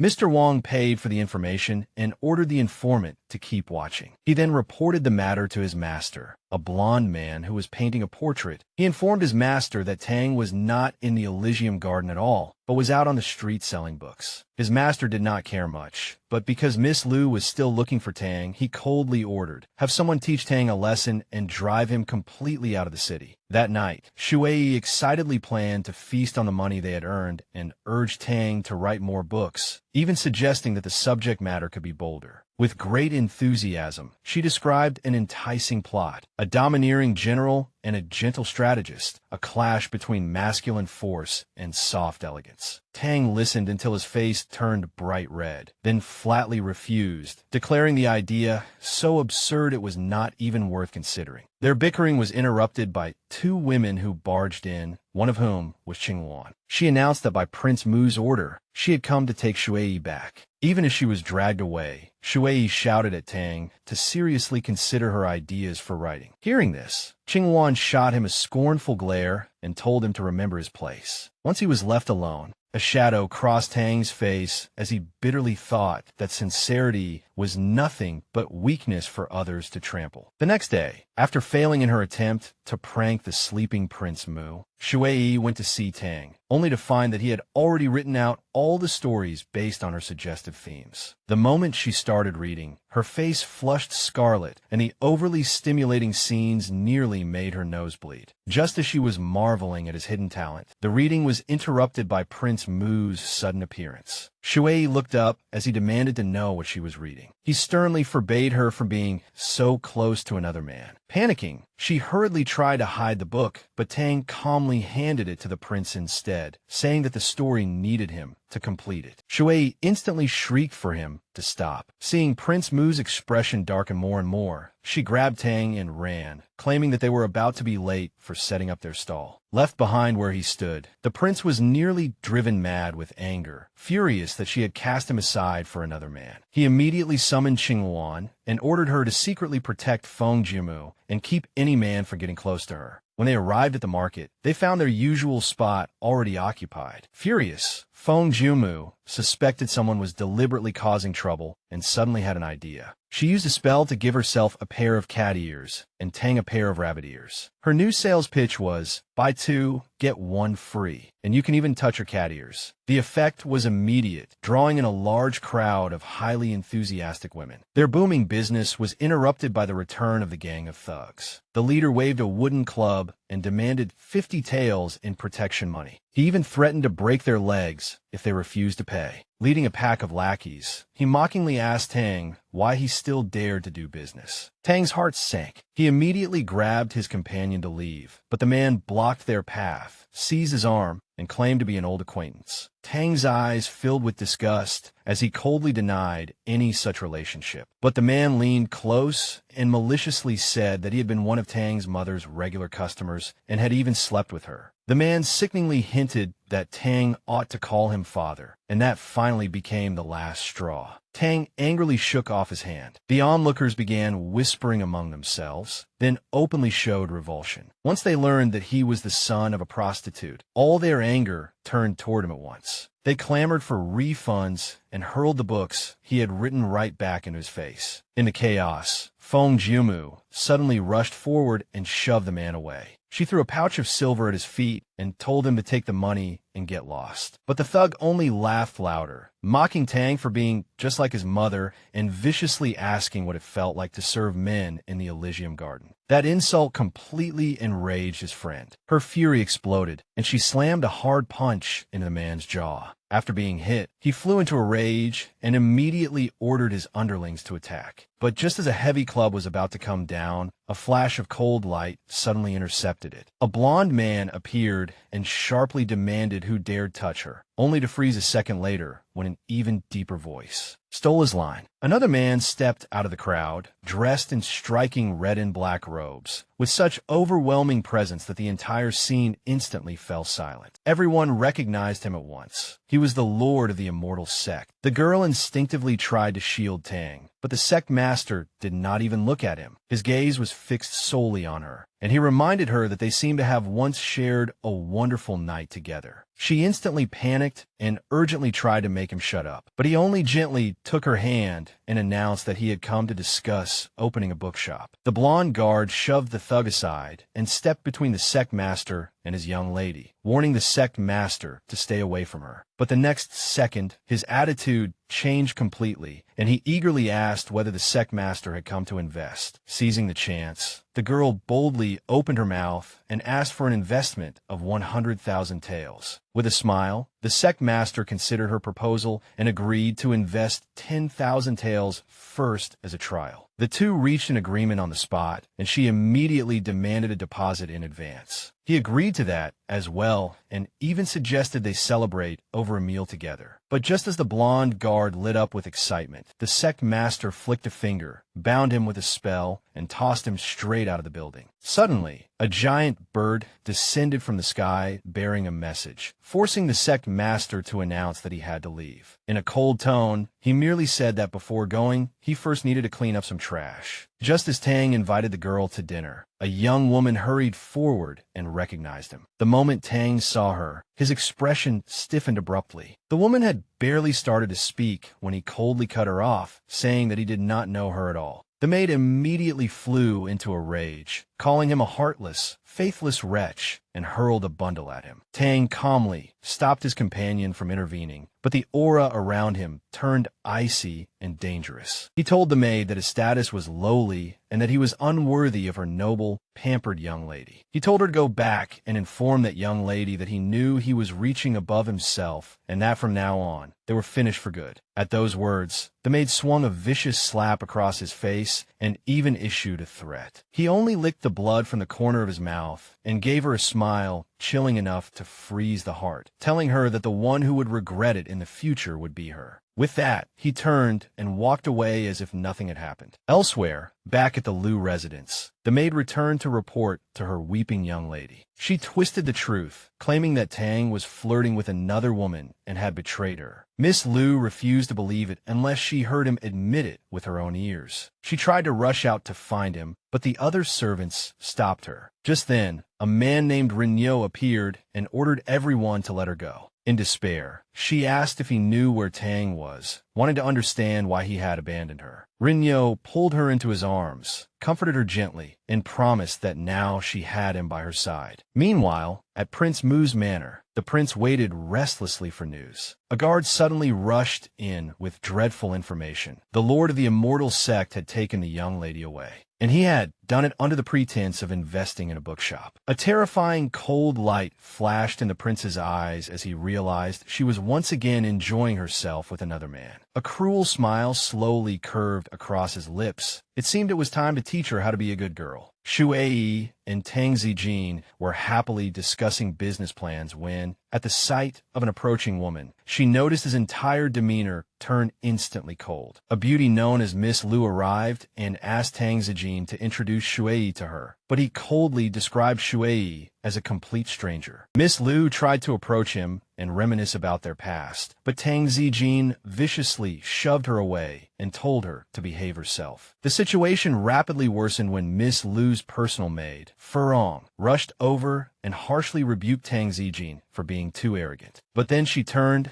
and aimed her venom at her own mistress instead, accusing her of being shameless and clinging to a man. With a cruel sneer, Tang Zijin watched it all and even asked Miss Liu whether this was how she truly saw herself as well. Heartbroken, Miss Liu fled in tears, while Furong shrieked a curse that this faithless man would meet a miserable end. When Shuiyi asked him why he did not go after her, he answered in a voice cold enough to pierce the bone, saying that he had nothing whatsoever to do with her. At that very moment, Shuiyi realized in horror just how cruel he truly was, and a foxtail suddenly sprang out behind her in shock. She had finally understood a crucial secret about Miss Liu. She ran after Miss Liu and found her standing by the river, as if being abandoned had driven her to thoughts of suicide. Shuiyi lunged forward to stop her, but her foot slipped and the two of them fell together into the icy river. As they sank, Shuiyi touched Miss Liu's hand and was instantly flooded by a warm, love-filled memory. It was of the time when Zijin and Miss Liu had once loved each other deeply. The memory stood in stark contrast to the man she had just seen. The shock of the vision and the biting cold of the river left her body numb, and in terror she realized she could not swim. Just as her consciousness was about to fade, a hand seized her. Tang Zijin pulled her out of the deep water. He dragged her onto the bank, his face full of fury, and harshly demanded to know why she had done this. At that moment, another man, a prince, arrived at the scene. When she regained awareness, all she saw was that man's cold, appraising gaze. Weakly, she grabbed Zijin's sleeve and softly called his name, begging him not to leave her. The prince let out a scornful laugh and warned Zijin not to fall for a trick. Zijin's patience finally snapped. He yanked his sleeve back, his voice thick with disgust, and told her he had only saved her for Miss Pei's sake and that she made him sick. Those cruel words overlapped with the happy memories from before, tormenting Shuiyi until she was nearly shattered. In the end, he shook off her hand once again and ordered her to get out of his sight forever, leaving her utterly devastated on the riverbank. Afterward, when they returned to the prince's residence, Shuiyi came down with a burning fever and fell unconscious. The prince stayed by her side until he had no choice but to summon a doctor. When Shuiyi awoke, she discovered she was no longer in her original body, but in a dreamlike world where she had become a tiny white cub. A blindfolded spirit, Ashu, appeared and explained that because of the overwhelming emotions between Tang Zijin and Miss Lu, she had been drawn into their dreamscape. There, she witnessed their past love with her own eyes. After the imperial examinations, Zijin had promised to marry Wanwan. He had even sealed that promise with a tender kiss. The scene was so beautiful it made her eyes burn, and only deepened her confusion about why he now hated her so much. To uncover the truth, she followed the dream version of Zijin into another, darker memory. The scene suddenly turned horrifying. Zijin was being beaten and tied up, tortured by a sinister man. The man mocked his background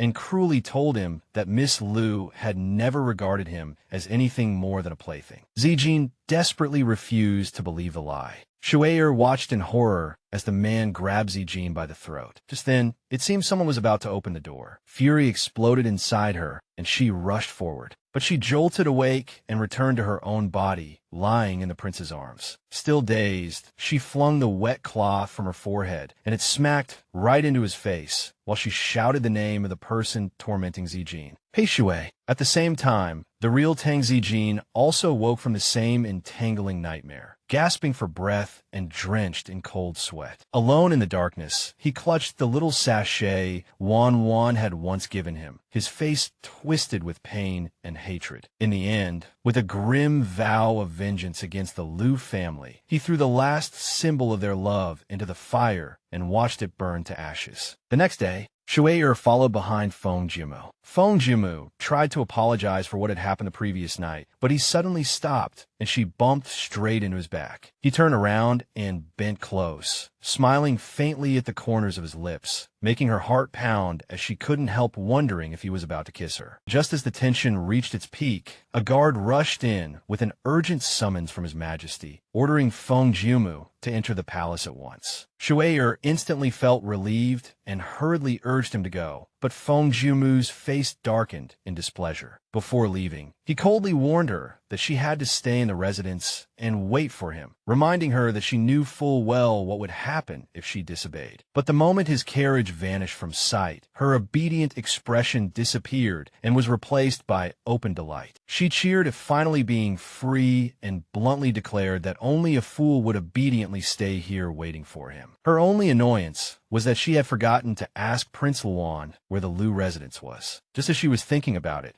she ran straight into the arms of a mysterious man. Helian Chung smiled slyly and reached out to catch her. He asked if she was in such a hurry because she had finally decided to dump Feng Jiumu and be with him instead. Shuiyi froze, but quickly realized an opportunity had come. Perhaps the powerful immortal sect behind him could be of use. So she asked him to help her find someone, and soon the two of them set out for the Lu residence. When they arrived, they found the main gate shut tight, but Helian Chung merely smiled smugly and boasted that he had his own way. Then, with a leap, he vaulted neatly over the wall with infuriating grace. Neither of them knew that in the distance, a jealous man was watching them, wondering who this newcomer was, while lamenting that the one who should have been with Wanwan was himself. Yet somehow a poor boy named Tang Zijin had appeared instead. Hiding behind a clump of bushes, Shuiyi listened in and pieced together that this man was most likely Miss Lu's childhood sweetheart. The situation escalated quickly because the man actually started getting rough with another young woman and tried to force a kiss on her. Mistaking that young woman for Miss Lu, Shuiyi grabbed a wooden stick and charged in, knocking the man down and saving her. She hurried over to the girl, but the other woman was obviously quite drunk. Instead, she threw her arms around Shuiyi and kissed her desperately while calling out Zijin's name. Helian Chung, extremely impatient, shoved the girl away at once. Shuiyi decided to make her sober up a little and, ignoring Ashu's warning, used her spiritual power. As the girl's mind gradually cleared, she recognized Shuiyi as the person who had been very close to Zijin and immediately flew into a rage, raising her hand to slap her. Backed into a corner, frightened and uneasy, Miss Lu demanded to know what they wanted. Shuiyi tried to calm her down and explained that she only wanted to talk about Tang Zijin. The moment she heard his name, Miss Lu's eyes filled with tears, and she asked whether he had sent her. But when Shuiyi admitted she had come on her own, the hope in her eyes instantly collapsed. She broke down sobbing and told them how cruelly he had broken things off with her. Hellion Chung, however, cut in bluntly, saying that only proved he no longer loved her. Shuiyi comforted the crying girl and promised that if she told her everything, she would help her. So Miss Lu began telling her story. It started on a rainy day when she first met Zijin in a pavilion. It had been love at first sight. Later, they met again in that same pavilion, exchanged tokens of affection, and swore to spend their lives together. She said that because she loved romantic storybooks, he had written them especially for her. That detail made Shuiyi suddenly realize that all the novels in his room had originally been written for Miss Lu. But one day, he suddenly vanished without a trace. Her family all cursed him as a greedy fortune hunter, but she had never been willing to believe it, no matter how everyone insisted that he had abandoned her. Until she finally saw him again, and he was with her. That drove her completely to the edge, and she desperately wanted to know why he had left in the first place. Just as Shuiyi was vowing to help her, a cold voice sliced through the air, calling her name. Feng Jiumu had found them. Shuiyi panicked instantly, wondering how he had known she was here. He grabbed her wrist and furiously ordered her to come back with him. But Hellion Chung calmly stepped in, saying that as her new investor, he was planning to take her to dinner. Feng Jiumu sneered and said he had more money than he could spend and was willing to invest 200,000 taels in her bookstore. The number made Shuiyi's eyes light up at once with excitement. Ignoring Hellion Cheng's shocked expression, Feng Jiumu dragged Shuiyi away directly and ordered his men to lock her back in her room. As she was being taken away, Tang Zijin reached out toward her in despair. Then Feng Jiumu turned his icy anger toward Zijin, warning him not to see her again without permission. With no way out, Zijin finally confessed that his true target had never been her, but Feng Jiumu himself. In a rage, Feng Jiumu seized him by the throat and roared, demanding to know how he dared to use her. Struggling for breath, Zijin revealed his tragic past. The Lu family had kidnapped and humiliated his mother until she died, and the only wish his mother left him with before dying was that one day he would stand above every last one of them. After that, they sold him into a brothel, where he suffered endless torment and humiliation. He begged Feng Jiumu to avenge him. Feng Jiumu stared at him coldly and asked why he should help him, then proposed a deal. He happened to be sure to serve it, and since Zijin's actions had implicated Shure, he could spare his life on one condition. From now on,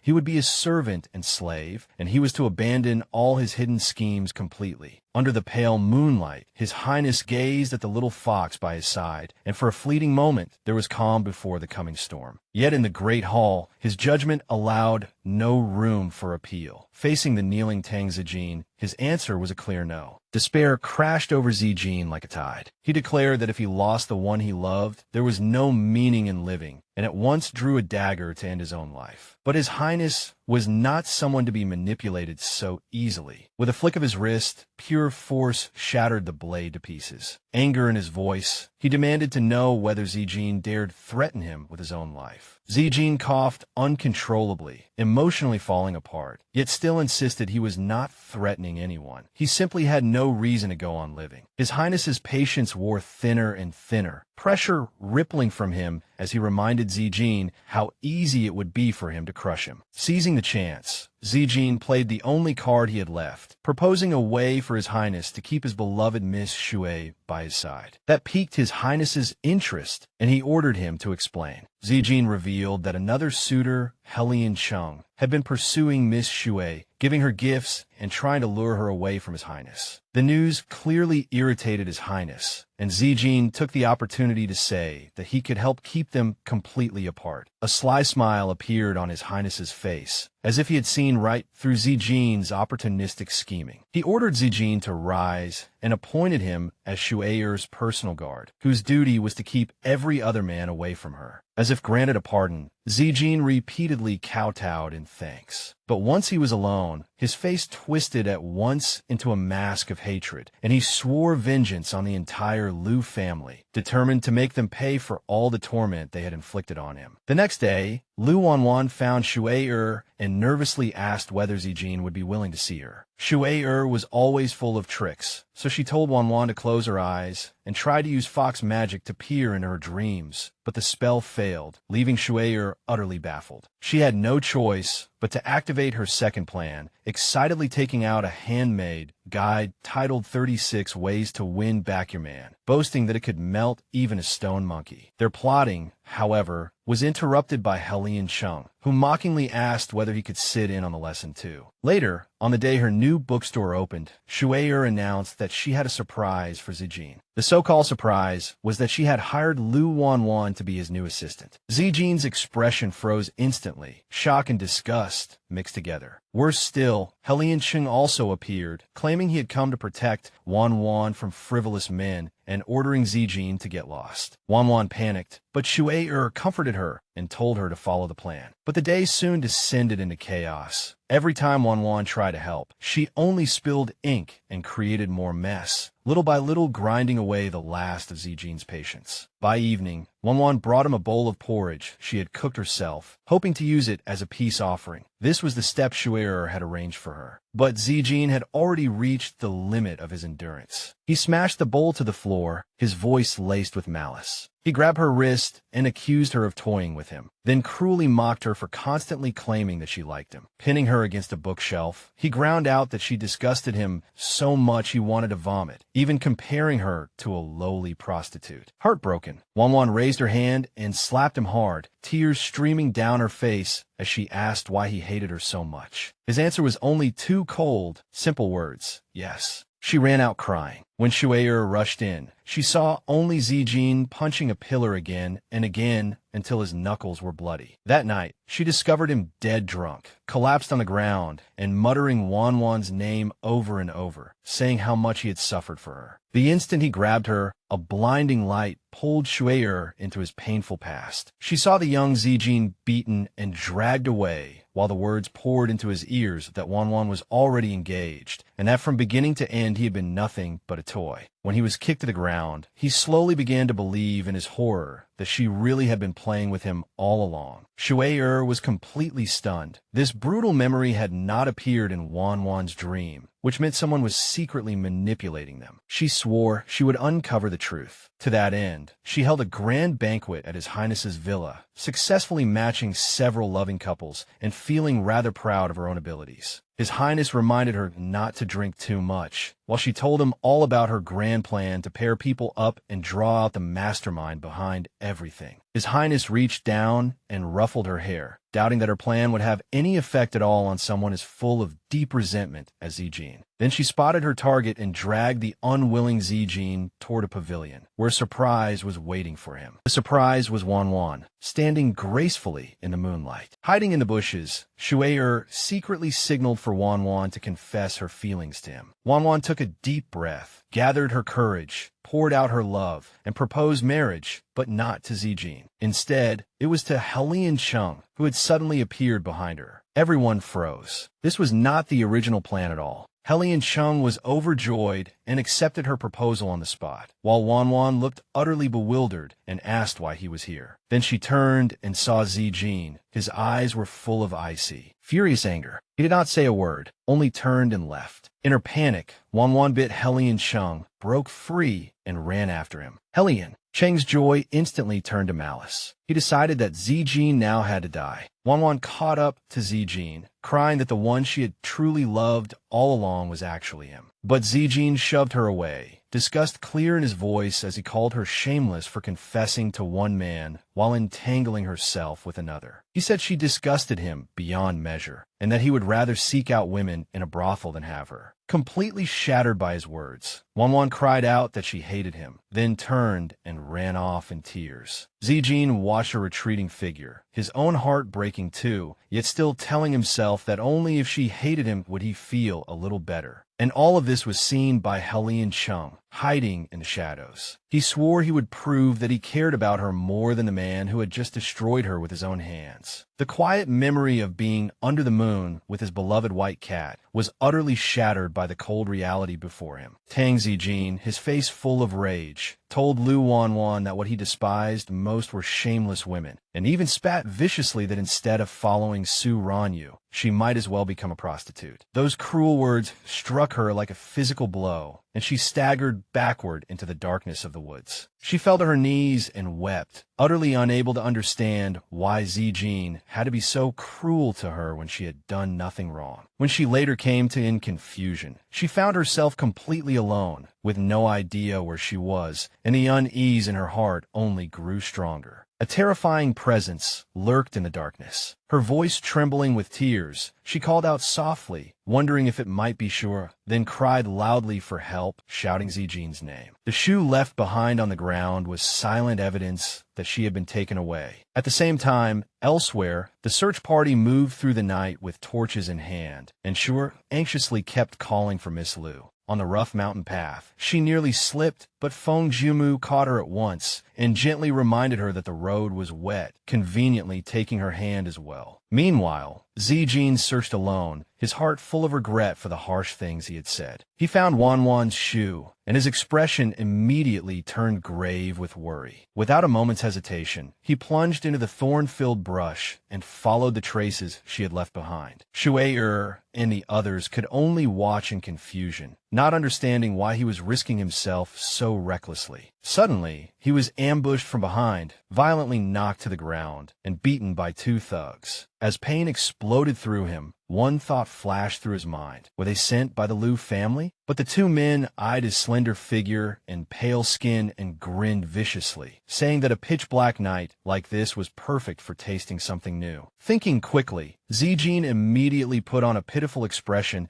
and claimed that he had once worked in a pleasure house. If they would only spare his life, he would be more than willing to serve them well. The two villains were delighted, thinking they had struck gold, and one of them leaned in to kiss him. But as the man's face drew closer and closer, a murderous chill flashed in Zijin's eyes. He revealed the hidden dagger he had concealed and softly ordered the man to die. With one vicious stab, the first man dropped on the spot, and Zijin quickly dealt with the second as well, leaving both bodies bleeding out onto the forest floor. He had no time to care about his own injuries. His mind held only Wanwan. He had to find her. At that same moment, Wanwan was trapped in a dark little shack, crying and begging for someone to save her. The kidnappers muttered that 2 hours had already passed, and still no one had come to rescue her. But just then, Su Ranyu appeared, striking the pose of a hero, saving a beauty. Wanwan threw herself into Ranyu's arms, crying that it was all her fault, but Ranyu gently comforted her, saying she was fine. Bloody and utterly exhausted, Zijin finally arrived, only to see that the woman he had risked everything to save was now in another man's embrace. The rest of the search party found them as well, and she immediately rushed forward in fury, sharply ordering Wanwan to take her hands off Ranyu. Wanwan looked at the shallow, superficial injuries on Ranyu, then at the apparently undamaged clothes on Zijin,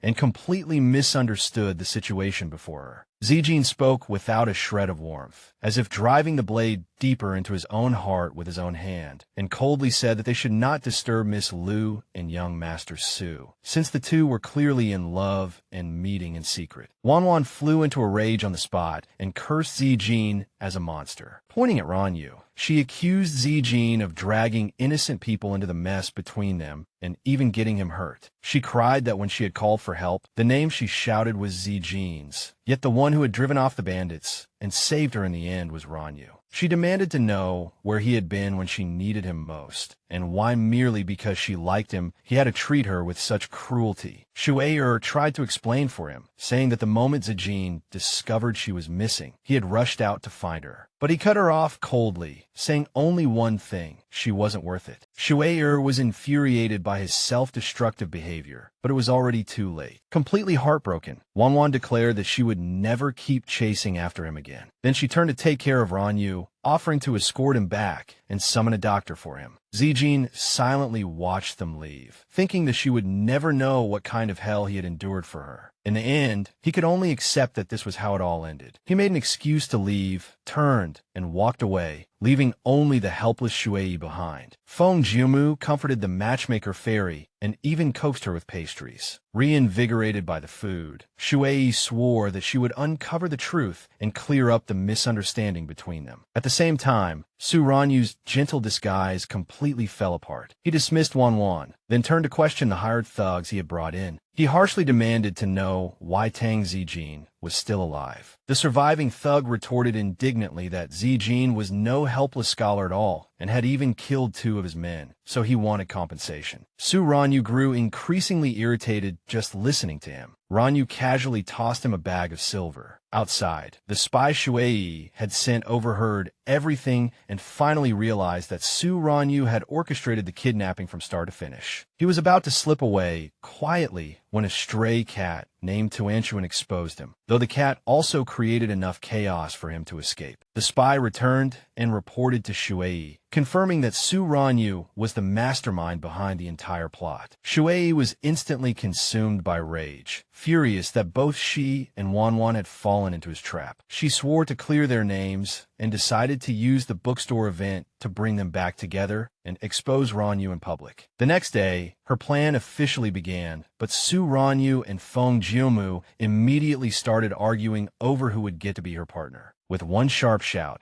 Shuiyi stopped them and directly announced the pairings. Zijin and Wanwan would be one team. The 2 immediately refused in unison. Shuiyi was completely unmoved. Instead, she showed a faint smile with a hint of menace and told them that refusal was not an option here. She urged Wanwan to give him one more chance and forcibly pushed the awkward pair together. The 2 walked on in silence until Zijin coldly asked why she was still following him. Hurt, Wanwan asked back whether he truly did not know what she meant to him, reminding him that she had desperately searched for him. But he cut her off directly, saying that he no longer felt anything for her. His cruel words hung in the air, but their argument was soon interrupted. Several giant bears with glowing red eyes suddenly appeared, and Wanwan screamed in fright. In a flash, Zijin shoved her onto the horse and told her to ride away quickly while he stayed behind to hold the bears off. Wanwan refused to abandon him, but as the giant bears lunged, he shouted for her to run. But Shuiyi arrived just in time and blasted one of the beasts with a wave of energy. Zijin urged Wanwan to hurry and find Feng Jiumu. He himself stayed behind to help Shuiyi. Just as Wanwan fled, one of the bears struck Zijin to the ground while he was distracted. Wanwan screamed his name, but she could only let the horse carry her away if either of them were survive. Shuiyi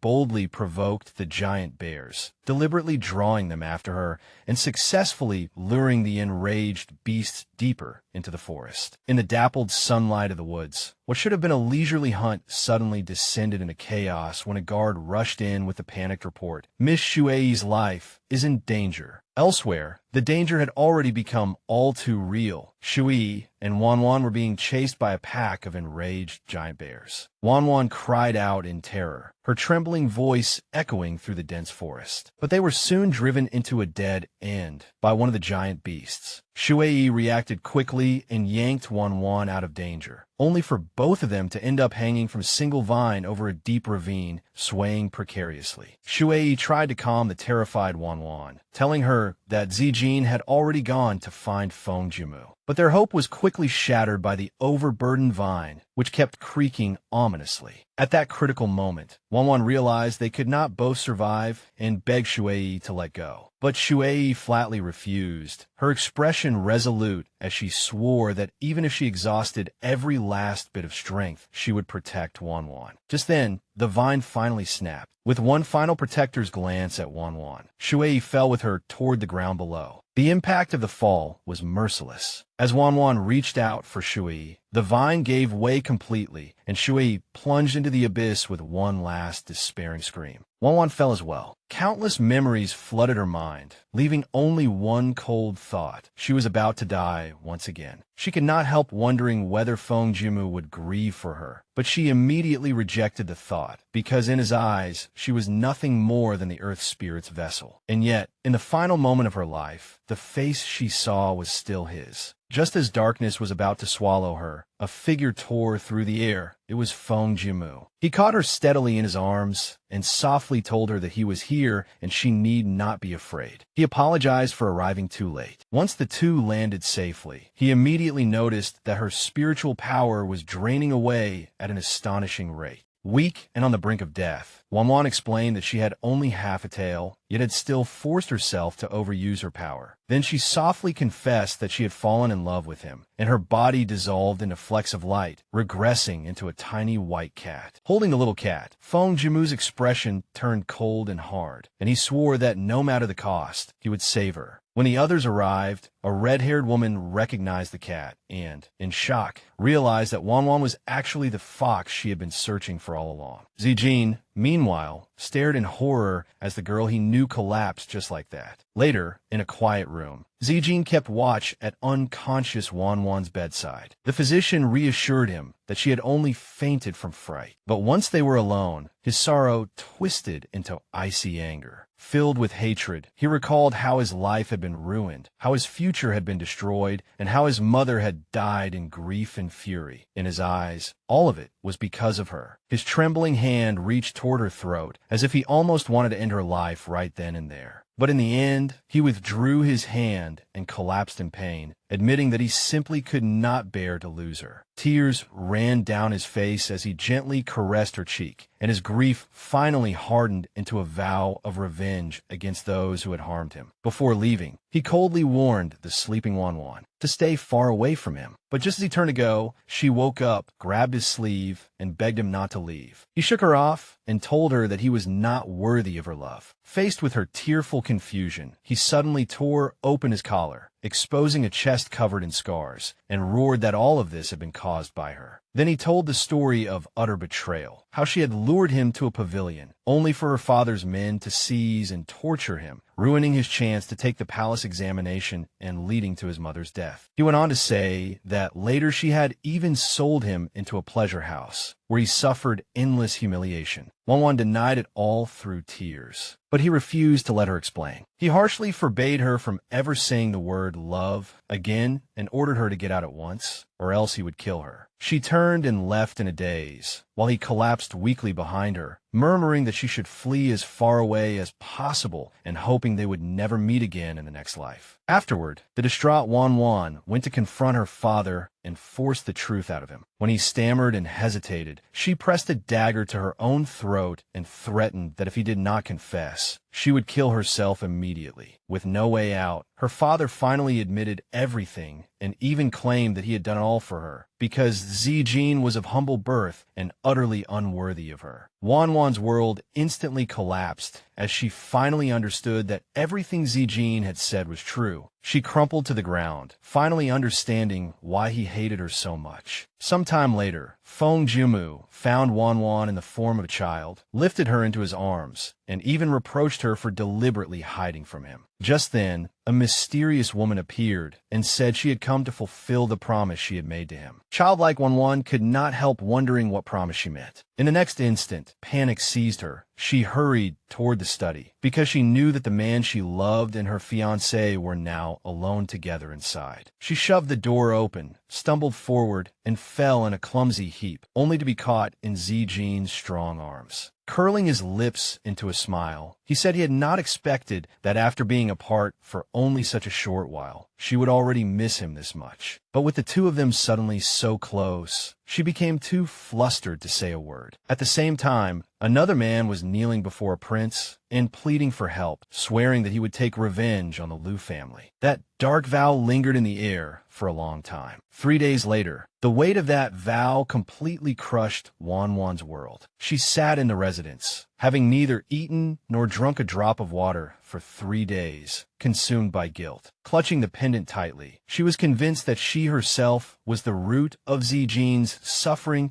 and did not even know how she still had the right to tell him that she loved him. Just then, a maid rushed in with terrible news. Lord Liu, her father, had been thrown into prison. Wanwan turned pale in shock, repeatedly saying it was impossible and insisting that her father could never have leaked the exam questions. But resolve soon flared in her heart. She rushed out, swearing that she would uncover the truth. She found Grand Secretary Lord Liu at the Court of Judicial Review and desperately pleaded for mercy on her father's behalf, insisting that there had to be some misunderstanding. But the official coldly shoved her aside, told her not to waste her efforts, and swept away. As she staggered back, a terrifying thought struck her. This case involved a young scholar. So could it be Zijin? That suspicion quickly turned into suffocating certainty. She wandered in the pouring rain in a daze, convinced that this had to be Zijin's revenge on her father for the humiliation he had suffered. The crushing weight of responsibility made it hard for her to breathe, and she could not help wondering what he would do to her next. Did he want to kill her? Just as she was about to collapse, a man named Su Ranyu appeared, steadied her, and said that he would stay by her side. But what he brought her was no comfort. After returning to the Liu residence, Shuiyi dealt her another heavy blow. Wanwan had to marry Su Ranyu.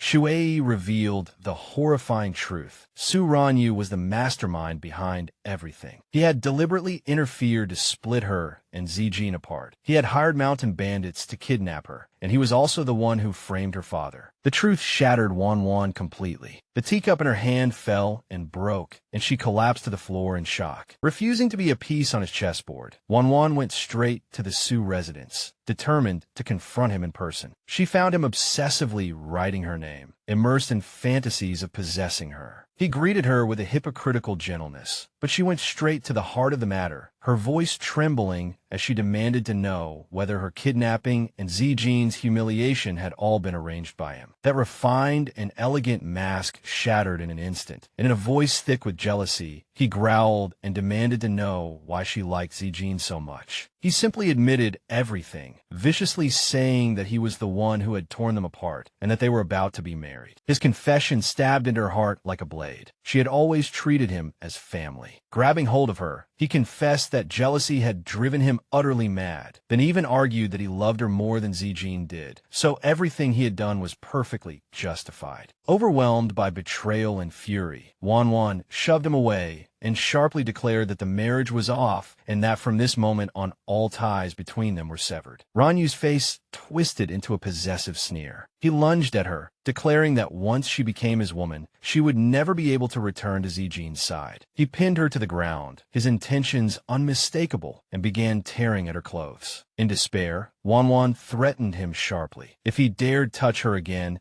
she would kill herself immediately. He hesitated for a moment, then slapped the hairpin from her hand and coldly said that in that case, he would wait until their wedding night. Even so, he still ran his tongue provocatively across her cheek, humiliating her as a way of declaring that she belonged to him. Back at the prince's residence, Shuiyi desperately tried to break through Zijin's cold indifference and told him that something had happened to Wanwan. At first, he brushed it off, saying coldly that he no longer had any connection to her. Enraged, Shuiyi slammed the table and shouted that the sinister Su Ranyu was hurting her. That name struck Zijin like a bolt of thunder and instantly snapped him awake. He grabbed Shuiyi, his eyes filled with fear, and sharply demanded to know what she had just said. After hearing the truth, a towering fury swept over him. He rushed out at once, swearing that he would bring Wanwan out of the Su residence and make Su Ranyu suffer a fate worse than death. Ignoring Shuiyi's advice to think of a plan first, Zijin charged to the gates of the Su residence and kicked the front doors clean off their hinges. His voice thundered as he roared for Su Ranyu to release her. When he stormed inside, he saw Su Ranyu holding Wanwan, her clothes disheveled. Shuiyi told Zijin to take Wanwan away first and even deliberately provoked Su Ranyu, saying that if he had the nerve, he could go complain at the Phoenix Prince's residence. Ranyu, however, wore a cruel smile and deliberately lied that he had already possessed Wanwan, hoping to wound his rival. But Zijin was completely unmoved. He simply lifted Wanwan into his arms and left, leaving Su Ranyu behind in powerless fury. He carried her into a private room and casually set her down on the bed. She asked him why he had brought her there, but he only pinned her with a burning gaze and confessed in a hoarse voice that he still loved her. Leaning down closer, danger flashing in his eyes, he declared that from now on, she would stay by his side. Through tear-filled eyes, Wanwan confessed to Zijin that she had already learned everything, including what crimes her father and Su Ranyu had committed. She wanted to atone for her father's sins, but when Zijin brought up her engagement to Ranyu, she immediately grabbed him and begged him not to mention it again. He froze for a moment, then reminded her that she had once promised him that when he returned in glory, she would marry him. That was why he had rushed back so desperately, to fulfill that promise and give them a grand wedding. His voice trembling, he said painfully that if her father and Su Ranyu had not interfered,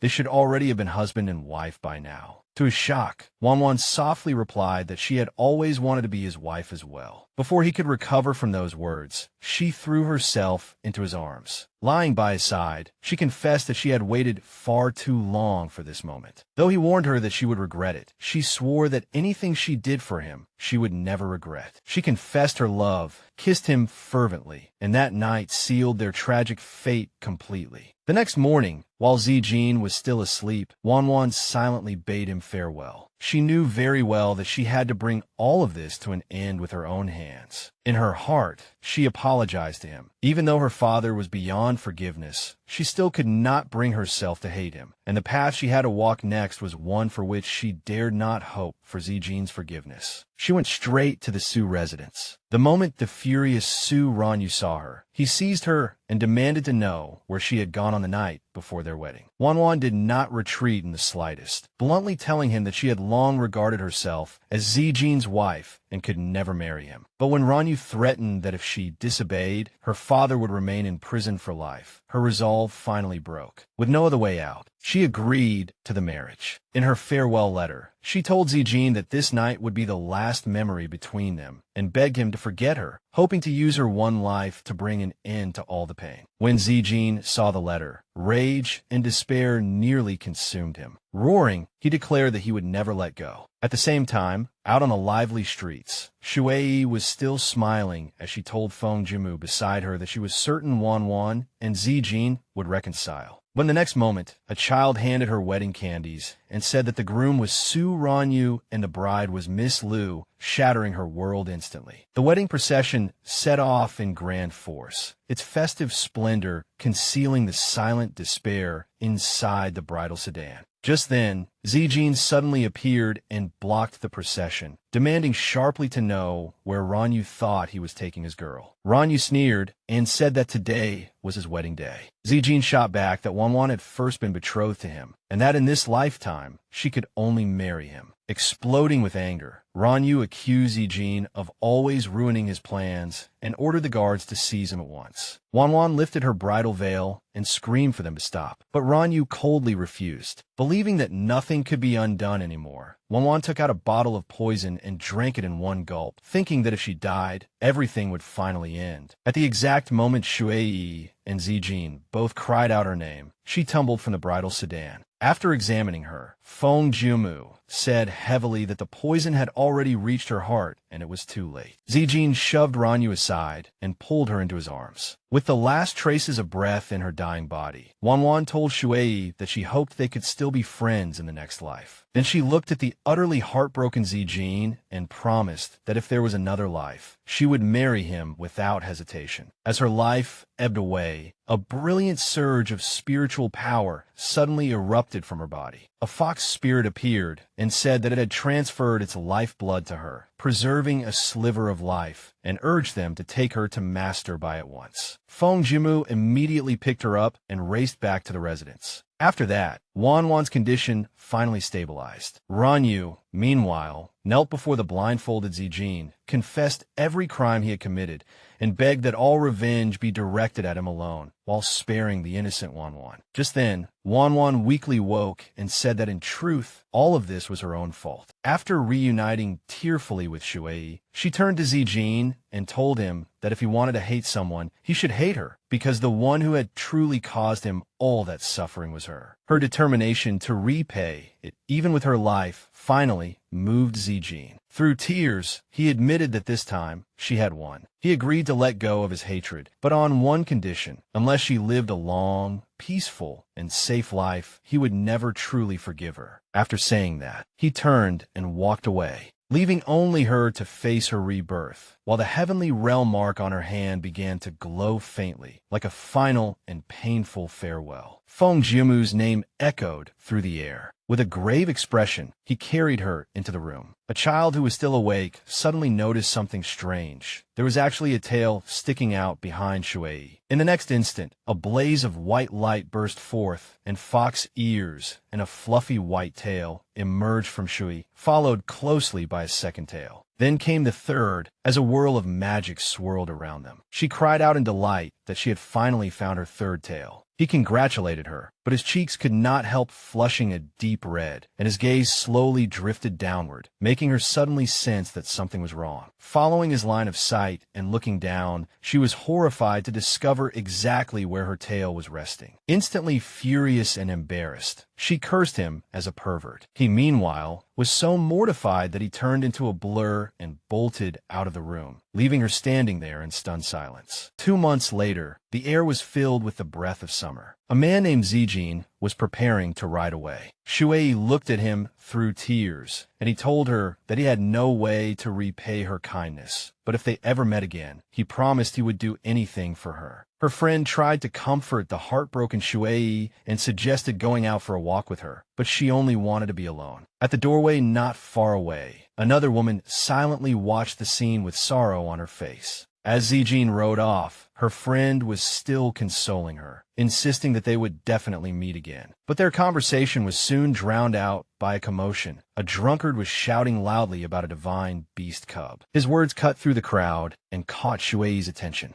After taking a solid punch to the face, the man got back up and slurred that Spirit Mountain was dangerous. But he had seen that legendary cub with his own eyes and wildly described its astonishing size. Hearing the man speak so crudely, Qingwan, Shuiyi's companion, flew into a rage and drew her sword to teach him a lesson. Shuiyi hurriedly stopped her, but a thought quickly formed in her mind. This might be a clue to curing Feng Jiumu's illness. They kept listening to the quarrel, and one of the men even bragged that he would capture the cub and exchange it for a huge sum of money. Shuiyi thought they were complete idiots, yet a flicker of hope rose in her heart. If a divine beast cub truly existed, then the place it guarded must contain treasure. Suddenly, a sinister voice whispered behind her. A red-haired man appeared, named Lianshang. He promised that if she was willing to go with him, he would give her treasure. Shuiyi let out a frightened scream, but he had already bound her with spiritual power. He pulled her close and coldly told her that he was heading north and hoped she would come with him. She sharply refused, saying outright that she and Feng Jiumu loved each other and she would never betray him. Lianshang merely sneered, and his tone soon turned vicious. He exposed the truth. Feng Jiumu had kept her by his side only because he needed the earth spirit herb in her to suppress the ice soul poison. The words struck her like a heavy blow. She shouted at him to shut up and insisted he was wrong, but he only lifted a finger to silence her, then proposed a wager. He bet that one day she would head north to find him. Leaving behind a mocking smile, he transformed into a flurry of butterflies and vanished. Shuiyi angrily made a rude gesture in the direction where he had disappeared, but his poisonous words still lingered in her mind. Though he had clearly been bluffing, one thing he said was true. Feng Jiumu had indeed kept her by his side because of her earth spirit herb. Doubt gradually ate away at her heart. She decided to find another earth spirit herb, so she buried herself in piles of books, searching for records about the divine beast cub. At last, she found what she wanted. One book recorded a spiritual herb that only grew in places where the divine beast cub appeared. Her goal became clear. That night, under the full moon, she quietly slipped out and headed for Spirit Mountain. The journey exhausted her, as she stopped to rest for a moment. Suddenly, the sound of splashing water caught her attention. She parted the branches and peeked through, only to see a breathtaking woman with waist-length white hair bathing in a glowing lake. Shuiyi was so stunned by her beauty, which seemed beyond mortal, that she forgot herself. The woman sensed her presence and sharply ordered the voyeur to show herself, then sent a powerful wave of water crashing toward the bushes. Shuiyi was thrown backward by the force. The mysterious woman coldly demanded to know who she was. Panicking, Shuiyi hurriedly picked up a robe and draped it over her, stammering that such an extraordinary beauty being naked was far too dangerous. Nervously, she explained that she had come up the mountain to look for a medicinal herb. The woman was obviously suspicious and questioned who would believe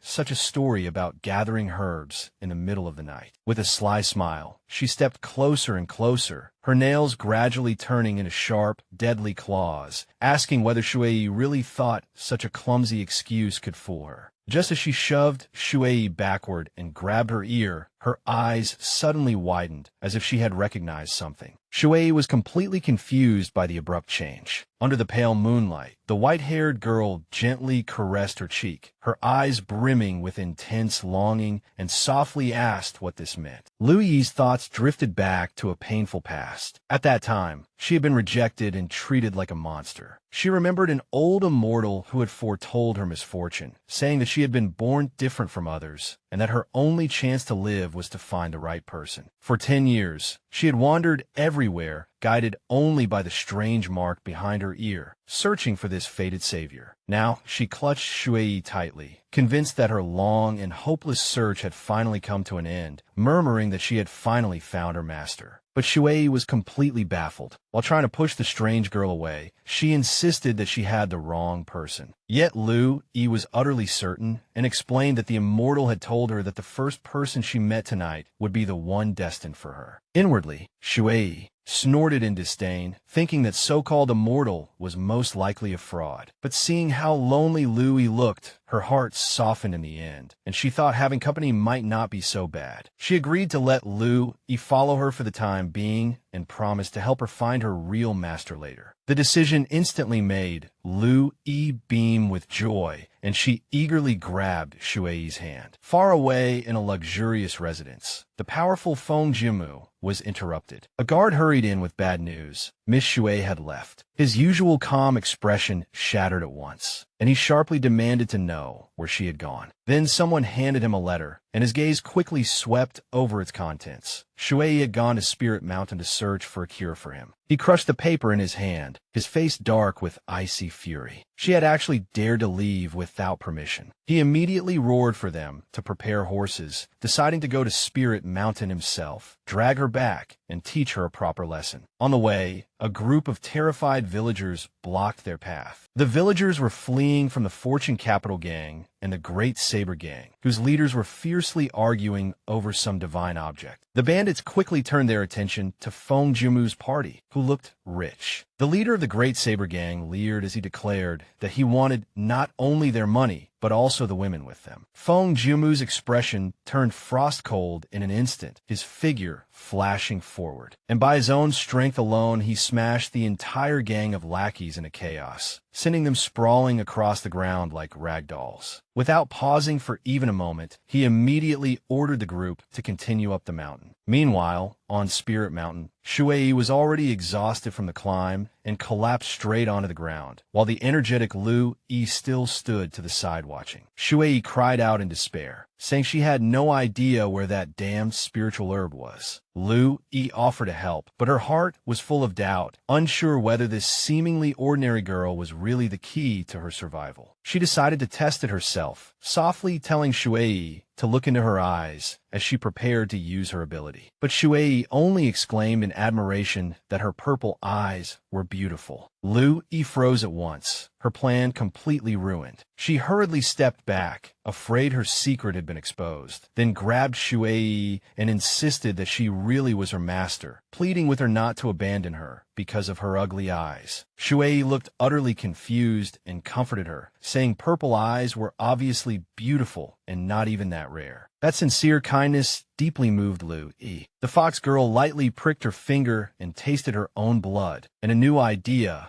formed in her mind. She wondered in confusion how even blood was not working. At that moment, an angry shout suddenly rang out, calling Shuiyi's name. Feng Jiumu had arrived. His face was filled with rage, and when he saw the two girls leaning close together in an ambiguous pose, he sternly demanded whether this was what she meant by searching for a cure. Shuiyi hurriedly explained. She stammered that Lu Yi was a girl who had lost her memory and gotten lost, and that she was only letting her stay by her side for company for the time being. Lu Yi immediately seized the chance and hugged her, declaring that since she had already spent the night with her master, she belonged to her from now on. Then she turned and gave Feng Jiumu a seductive smile, saying she could serve him as well, plunging everyone behind him into silence. Those words instantly ignited Shuiyi's jealousy, and she shouted shrilly that Feng Jiumu belonged to her alone. At last, unable to endure it any longer, Feng Jiumu condensed a blade of pure ice in his palm and drew a line across the ground, warning Lu Yi not to cross it. The terrifying pressure radiating from him filled her with fear. Shuiyi hurried to his side and begged him, saying that she only loved him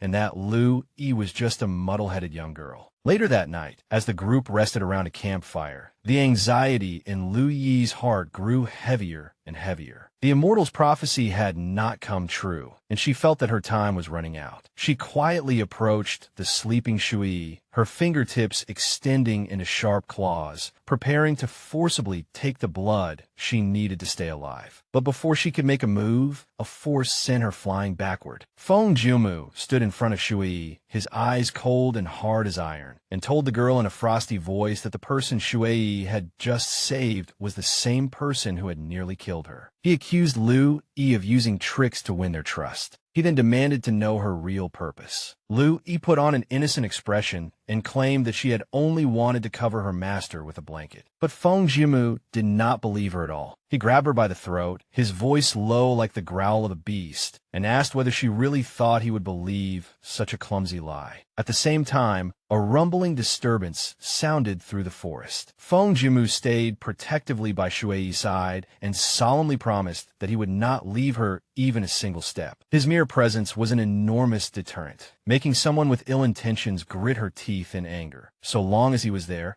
she would have no chance at all to get close to Shuiyi. Not far away, Lu Yi gasped for breath, clearly in very bad condition. Feng Jiumu asked her what was wrong, but she brushed it off and said she was fine. Shuiyi, completely focused on her goal, urged them to hurry up and find the spiritual herb instead of wasting time. However, Feng Jiumu suspected that Lu Yi was only pretending to be foolish in order to deceive them, so he decided to wait and watch to see what she was really after. Before long, they arrived at a crowded area packed with people hoping to capture the divine beast cub. Lu Yi worried about how they would get through the crowd, because she had already sensed the aura of the person she was searching for. Out of concern, Shuiyi took the initiative and held out her hand to Lu Yi, reminding her not to get separated in the crowd. Lu Yi took her hand and decided to cooperate with Shuiyi's little game for now. But their fragile peace was quickly shattered. Someone suddenly shouted that the witch Lu Yi was here, and that her divine blood was exactly what was needed to lure out the cub. Whoever captured her would be rewarded. The crowd immediately stirred in agitation. Some wondered why a divine beast cub would want blood at all, guessing that the thing was probably not a divine beast, but monster. Amid the chaos, someone pointed directly at their group. Lu Yi was recognized on the spot, and she panicked at once, realizing that she had been exposed. Hurt and confused, Shuiyi demanded to know whether Lu Yi had only wanted to use her blood to lure the cub out. But through tears, Lu Yi denied it, insisting that she had not come for the divine beast cub at all. Left with no other choice, they could only run, and their escape route drove them all the way to the edge of a cliff. Shuiyi stopped and declared that she could not run anymore and had to fight. But Feng Jiumu, with a grave expression, told her that the time had not yet come. Several masked attackers descended from the sky and demanded that they hand over Lu Yi. Even while surrounded on all sides, Shuiyi still resolutely stood in front of Lu Yi and shouted angrily that she would never hand her over to these monsters. The attackers suspected it was a trap and decided to kill them all, then rushed forward. Amid the flashing blades and crossing swords, Lu Yi grabbed Shuiyi's hand. She promised that she would protect her no matter what. At that very moment, the ground suddenly split apart and collapsed, and the cliff beneath their feet began to crumble. Shuiyi screamed Feng Jiumu's name as she plunged straight into the abyss. He reached out to grab her, but a monstrous hand covered in spikes clamped tightly around his wrist. Black vines shot up violently from below, wrapping around Shuiyi and Lu Yi together. Helpless, Feng Jiumu could only watch as they fell. Shuiyi crashed heavily into a pitch-black cave, her backside aching terribly as she called out her friends' names. Alone and terribly frightened, she forced herself to gather courage and look for the others. But the moment she took a step, a voice behind her made her freeze. An enormous many-tailed shadow loomed over her back. In a panic, thinking she had encountered a monster, she spun around and started punching wildly, only to discover in shock that what she had hit was actually a fluffy little white nine-tailed fox. The little creature complained that she had hit too hard, then suddenly asked for a kiss, rubbing affectionately against her and calling her big sister, saying she smelled wonderful. Suddenly, the cave began to collapse. In the chaos, Shuiyi heard Lu Yi calling her name. She ran toward the sound and found Lu Yi pinned down by a giant snake. Shuiyi swore she would save her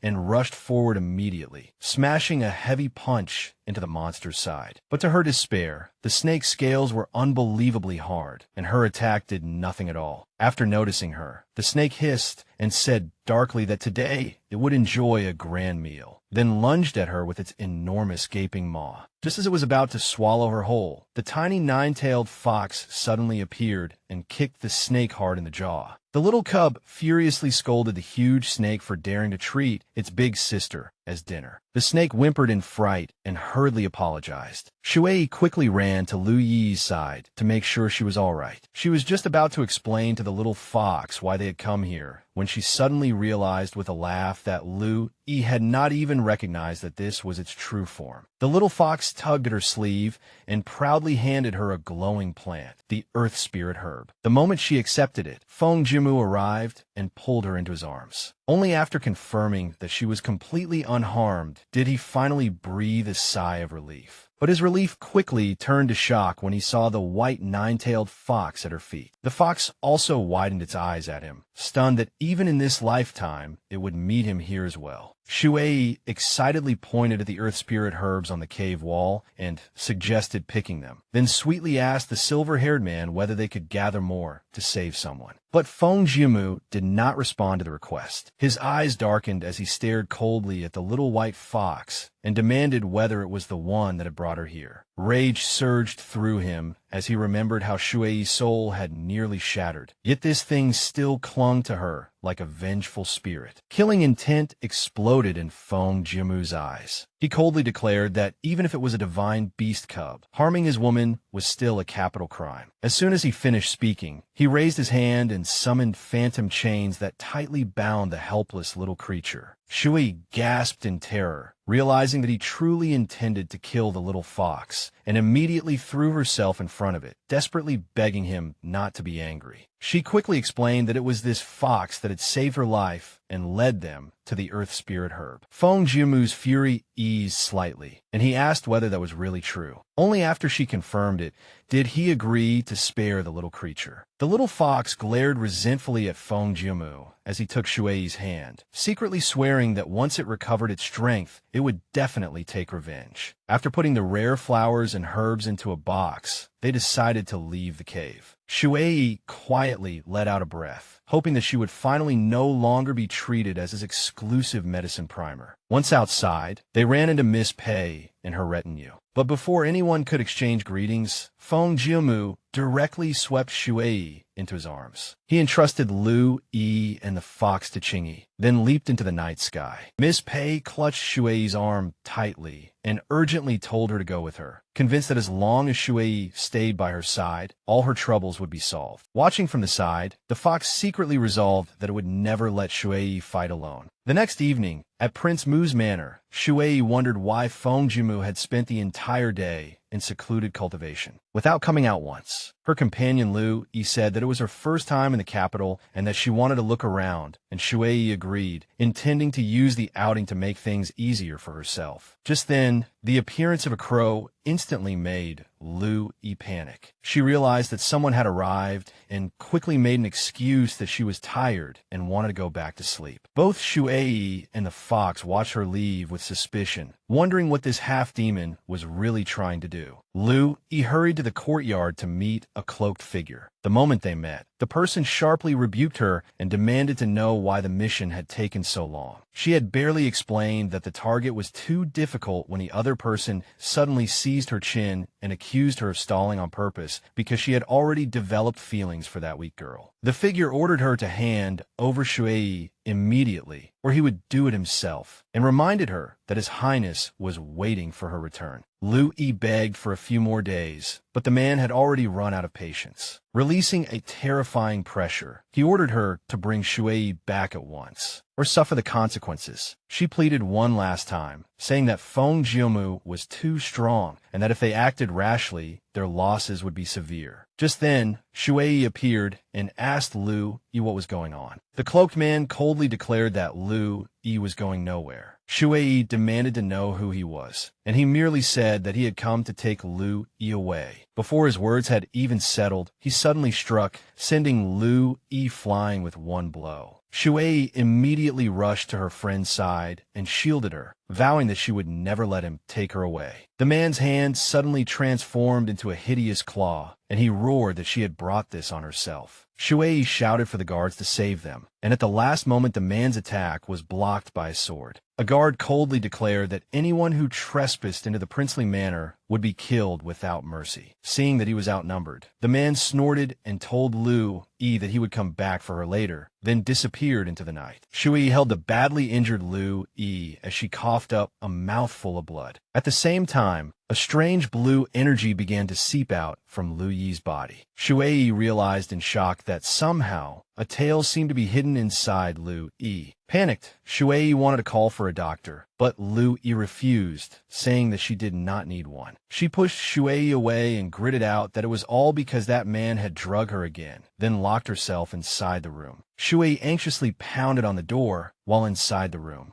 Lu Yi writhed in agony and collapsed to the floor. Shuiyi made up her mind that she absolutely could not let anything happen to him and kicked the door open. She found Lu Yi delirious and out of his mind. He immediately grabbed her with shocking strength and threw her onto the bed. Pinning her down, he told her not to interfere, but then his tone softened, and he told Shuiyi not to be afraid because he would not hurt her. Startled and frightened, Shuiyi asked what had happened to him and how she could help. Breathing unevenly, Lu Yi leaned close and admitted that he had taken a powerful aphrodisiac, then asked if she could help him deal with it. Shuiyi blushed furiously and stammered that they were both women, so there was no way she could help. But Lu Yi only curled his lips into a smile and asked in return whether a woman would have that. Shuiyi was struck dumb. Lu Yi was actually a man. He claimed he was intersex, and since Shuiyi had already guessed his situation, she had to help him now, otherwise he could not guarantee what he might do. Shuiyi lunged forward at once, roaring for him to stay away. Shuiyi slashed his chest with her claws and roared angrily that she had known all along he had evil intentions. Even so, Shuiyi stopped her, insisting that Lu Yi was a victim too and that they had to help him. She hesitated over whether to find a man or a woman to handle it, but Shuiyi rejected the idea and told her to leave it to him, then ordered the suffering Lu Yi to spit into a bowl. Amid the drifting snow, Shuiyi looked at Lu Yi with sincere gentleness and promised that no matter what other people thought of him, he would be his friend. Lu Yi was stunned by this sudden kindness. A flicker of hope passed through his eyes, as if he were wondering whether he could finally trust someone. Then Shuiyi's attendant Qingwan came to report that the assassin who attacked Lu Yi had been too fast, and they had lost the trail. She added that they still did not know who the person was, so patrols had already been strengthened just in case. But Shuiyi's mind was on something else. Worried about Feng Jiumu, who was also recovering from his injuries, she said she had to go check on him. Then she turned to Lu Yi, told him to get proper rest, and promised to send guards to protect him. But fear instantly overwhelmed Lu Yi. He grabbed Shuiyi's hand tightly and begged her not to leave. Though somewhat flustered by the plea, Shuiyi still softened and agreed to stay until he fell asleep. Once Lu Yi finally drifted into a deep sleep, an odd premonition arose in Shui's heart. Getting her tail back from him was definitely not going to be easy. 3 days later, Shuiyi anxiously asked Qingluan how Feng Jiumu was doing. Qingluan explained that according to Master Bai, His Highness needed 3 days to absorb the Earth Spirit, and today was the last day. Just then, Feng Jiumu emerged from seclusion, his presence overwhelming. Shuiyi immediately ran to his side and asked with hopeful eyes whether the poison had been cured. But his expression was cold and distant. He only said it was too late. The Earth Spirit had been useless. The news shocked her, while one elder sighed regretfully that if His Highness had acted sooner, he could have been saved. Qingluan angrily placed the blame on Shui's divine beast cub, grinding her teeth as she said they should have killed it back then and used it in the medicine as well. Guilt instantly drowned Shuiyi. Only then did she realize that he had accidentally consumed that Earth Spirit because of her. She had just started to apologize when Feng Jiumu placed a hand on her head, stopping her and telling her to simply listen to what he had to say. Everyone present was stunned because he softly asked her whether she was willing to marry him. Shui's mind went blank and her cheeks flushed red. Only at that moment did she truly realize he was proposing to her. Holding her hand, he gazed at her intensely and asked if she was unwilling. Overwhelming joy swept over her. She blurted out that she was willing, that she had only been too excited to speak at first, and begged him not to laugh at her. A faint smile rose to his lips as he pulled her firmly into his arms and promised to choose an auspicious day for their wedding. Before long, Shui's eyes filled with tears. She felt that perhaps he was the entire reason she had been brought into this world. Burying her face against his chest, she softly confessed that she loved him. Those words made the young attendants nearby blush crimson and cover their faces one after another. But to Lu Yi, watching all of this from afar, the tender scene was like a dagger stabbing straight into his heart. His world completely collapsed. The person who had once promised to protect him forever now sounded hollow. Bitterly, he branded him a liar, no different from everyone else. Just then, a gentle voice called his name. A tiny 9-tailed white fox appeared before him and told him to meet it in the back courtyard. Lu Yi followed it over and coldly demanded to know what that spirit fox wanted. The white fox asked whether he had seen that affectionate scene just now. Lu Yi let out a cold laugh and said it was free to go break them up itself. But the white fox offered him another path. It said that if he truly had feelings for Shuiyi, then he should take her away from the powerful Feng Jiumu, and it proposed helping him do exactly that. Lu Yi hesitated, realizing that with the white fox's power helping him, he might truly have a chance. The spirit fox proposed a plan. It would share part of its power with him, strengthen his art of seduction, and let him drive a wedge between Shuiyi and Feng Jiumu step by step until a heartbroken Shuiyi agreed to leave with him. Taking this as his only way out, Lu Yi agreed. Brilliant energy poured from the white fox into his body. That night, Lu Yi waited outside his target, convinced that this was his only chance, now or never. Inside, Feng Jiumu was relaxing in a medicinal bath. Lu Yi took on Shui's appearance, slipped quietly into the room, approached him from behind, and placed a hand on his bare shoulder. Leaning close to his ear, he spoke in a soft, seductive voice, saying that he could help him, and then moved in to kiss him. But Feng Jiumu suddenly opened his eyes, furious beyond measure. Releasing a violent surge of power, he blasted Lu Yi all the way across the room in a single strike. He rose from the water and stared coldly at Lu Yi's battered, disheveled state, his voice dripping with venom as he demanded how Lu Yi dared impersonate Shuiyi. Lu Yi was utterly stunned. He could not understand why.